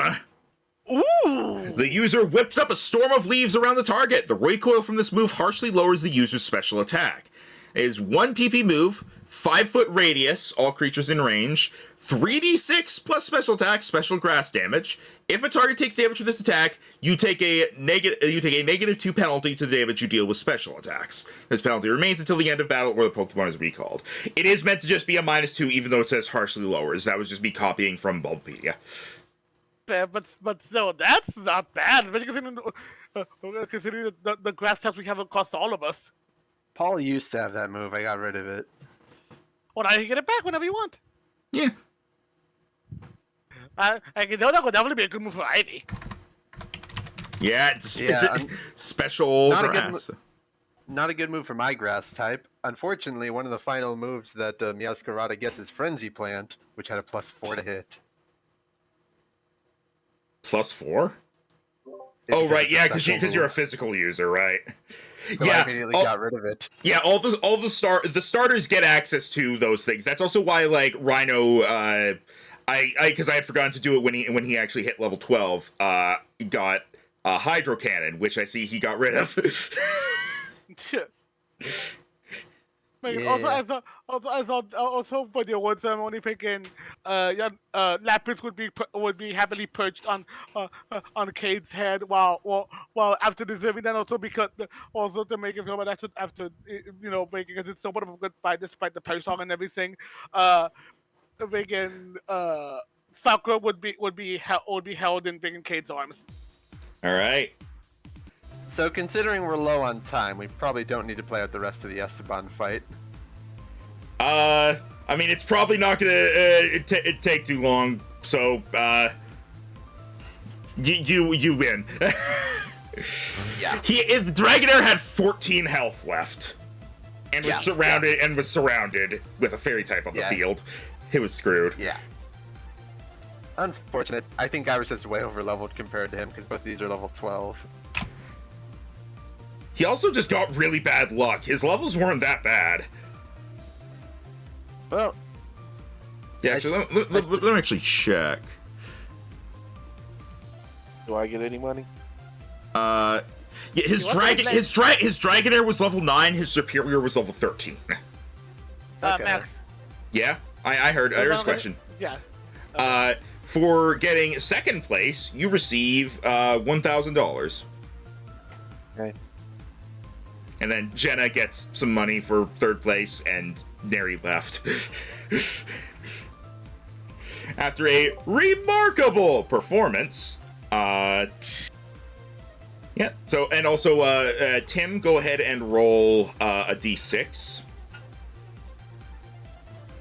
Not great. You get $200. That's about apologizes. He spent most of his money on contest prep, on like the outfit and such.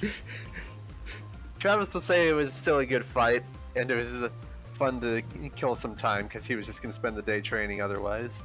Yep. And this is basically like playing out the training that you would have done, and you got money for it. All right. So you meet back at the Pokemon Center for healing and all that. Well, this works out. When we go to get our next badge, you two can compete for your last ribbon. Yeah. Again. And then whoever doesn't win will have to awkwardly do another one. Yeah, true. But still, freaking considering what it is, basically, it'll be a tribute to essentially King of the Mountain. again, considering everything. That was a really close battle. Also, so Yeah. just a fun fact, real quick. If not for like it just making more sense to the Estepon, Tim, your opponent would have been somebody who had an Orbeetle and a Malamar. Huh. Interesting. Because I had them prepped as like basically they would either be your opponent or they would be like the third person in the final round if either Aiden or Cayde didn't make it. Well, I guess we can fly back to Solna Town and make our way towards Stillard. Unless you want to just go to Viazar and go straight to Molna, so that way we can find the other part of the scale. I mean, again, it depends if you guys are okay with that. Though, I mean, like either way, we're gonna be going past. We're gonna be heading towards Mona to get the Stillard. So, like, so. Either way, it's a route you haven't done. Yeah, and then we'd awkwardly just do one more route. It's like filling out the map in a Metroidvania. Yeah. And we'd have to do the max lab, so I just wanted to see if maybe you wanted to figure out that mystery before we did such a big thing. That's how, like, honestly, might be for the best. Plus, considering everything to be able to find out this mystery and heading towards it, it would be good. Going from Vazar, going to the Vazar route might actually be able to make it good, so we can get some good training in to prepare for the Dark All right. Looking at the map, these upcoming routes are some of the longest in the entire region, other than this region's Victory Road. They're not going to be too accurate to how they look. Basically, Vazar to Molna and Solna to Stillard are 4 days. Molna to Stillard and Arano to Solna are 3 days, so it's roughly the same length either way. Going up Kamatola, because it's a mountain, that's going to be the long one. That makes sense. That's going to be like a week. So I guess we'll fly to Viazar and then make our way towards Molna so we can see about getting the other part of the scale. All right. Yeah, so we'll just say that after freaking celebrating the win, we just took a cab to go land and rest at Vazar, and then from there we'll plan the trip. All right. And as you arrive at Vazar, you are going to be receiving a phone call. Oh, who? Give me a moment to get the thing that I need. People never call us unless they need something. So. Well, as you receive a call from Looker. Oh. No. As who was the one that registered Looker in their phone? I think it was Cayde. Cayde. Yeah. I guess technically you can all have Looker in your phone. I'll just say Cayde's the one he calls, because. Yeah, would it say look? I guess it would say that just Looker. Yeah, you know what? No, this is just very in character for him. It specifically says unknown number, and then in parentheses, Looker. Yes. Like, you don't know who I am, but it's me. I guess to not arouse suspicion in case anyone's watching, because I guess to try to appease Looker or anything going, hello? Ah, hello. Are all three of you there? And then me recognizing the voice and making sure that we're not being overheard, because again, we'd still be pretty wary because of the whole thing situation. We're going, is that Looker? Is that you? Yes. I am amazed you were able to recognize my voice. Well done. You have the makings of a detective. I have come across some information regarding that caller that you gave me. Oh, you mean the one from the Sunset Rock? What is it? Give me a moment while I grab that handout. We have had it studied. From what we can tell, it appears to be used to harness the power of the Sunset Rock's evolution-inducing energy. Aside from enforcing evolution upon Pokémon, it increases their power, as well as forcing their obedience towards the trainer regardless of skill. That would explain why they were able to use 6 Pokémon at once. Oh. So, Oh. again, We have taken to calling it the Power Caller, and it is very likely that Team Stay is making more of them. being able to force a Pokemon to be able to do something like that. Makes me wonder again. Makes me wonder if they're doing that to try to get rid of, to try to be able to perfect it, try to get control of something even more powerful. It seems likely. It does have some flaws in it, but it's very likely that that is just in this collar, and they are working on ironing them out now. As I am going to, real quick, I'm going to show to players the Power Collar. This is all based on the collar that you found. Later collars might be different based on progress in development. The Power Collar. A collar made with shards of the Sunset Rock. It harnesses the power of the rock's evolution-inducing energy to grant the following attributes to whatever Pokemon wears it. Once per battle, they can choose to reroll a missed attack. All of their attacks deal extra damage equal to 50% of the total damage. They cannot be recalled from a battle unless they are reduced to 0 hit points.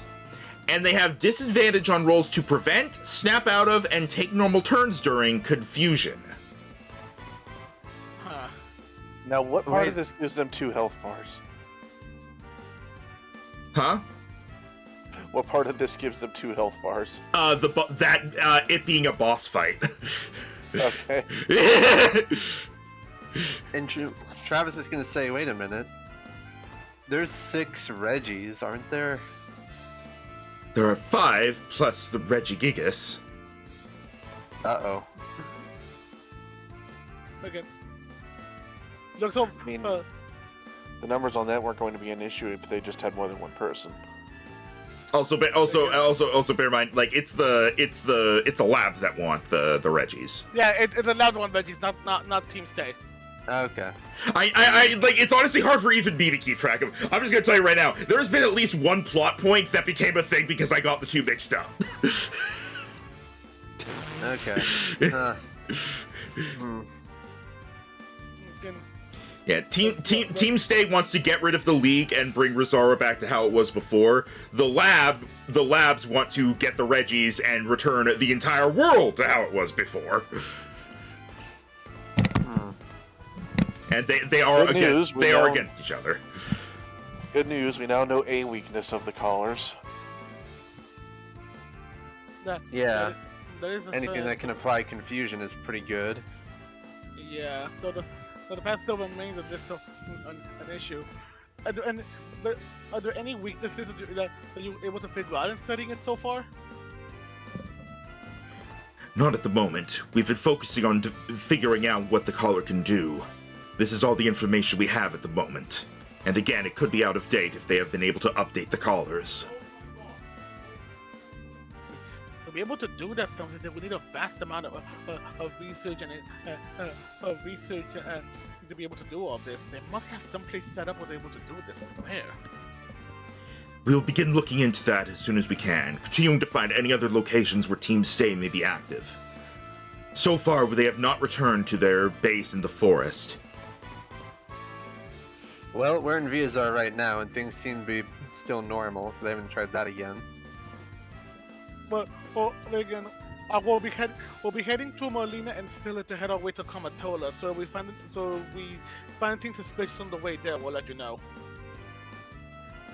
Excellent. Keep me updated as much as you can. Looker, out. As he hangs up.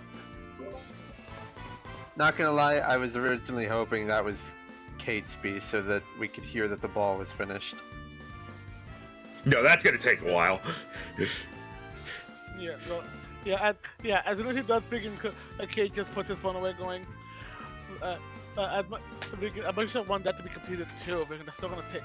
It's gonna take a while. Plus, I mean, at least we got a bit of information to be able to be on the lookout to how to how to handle those damn collars they're using. Well, it seems like the collars, they amplify a Pokemon's strength at the cost of making them less controllable. Well, less controllable and more controllable kind of at the same time. Like they become more, like, obedient, but they're also, like, more wild, sort of. Like, their minds are screwed up is basically what it is. I just realized, why do we still have Register on the map when we know he's not there anymore? He was captured. That's just to show where you fought them, because that's the same reason Regidrago is in that location, even though he's probably moved on because he was wandering. Okay. Alright, off to Molna then. And it's the end of the session, so we're not doing the round today. Correct. However, could I please get... yeah, we're not doing a session next week, but could I get the rolls just so I know what to prepare for the routes? 7! Wow! That's a training day. Alright, Rhino and Jeff... Any inspirations? 72! He I already... got both of yours combined! No, that was Tim's D6 actually- from earlier. Actually, damn. I used all 3 of my inspirations right now. Okay. Whew. Here we go. I believe. Wow. Look at all those 7s. Hey, we did get Temple 7! So is that basically the same outcome? I'm gonna say Rhino roll another one because we do need a 4th one. So I'll let you roll the 4th 100. Hey! You did it! We've all done it! Yay! I knew my belief total locker will work! Yay, Rhino! Everybody, this campaign has taken out 100 so far. Yeah! Hooray! I have 2 weeks to figure out what the fuck that means! Yeah, Jared's busy next week, can't make it, and we couldn't figure out any day that week to reschedule, so it's gonna be 2 weeks. Yep, so... Unless you want to do it the Friday and come back!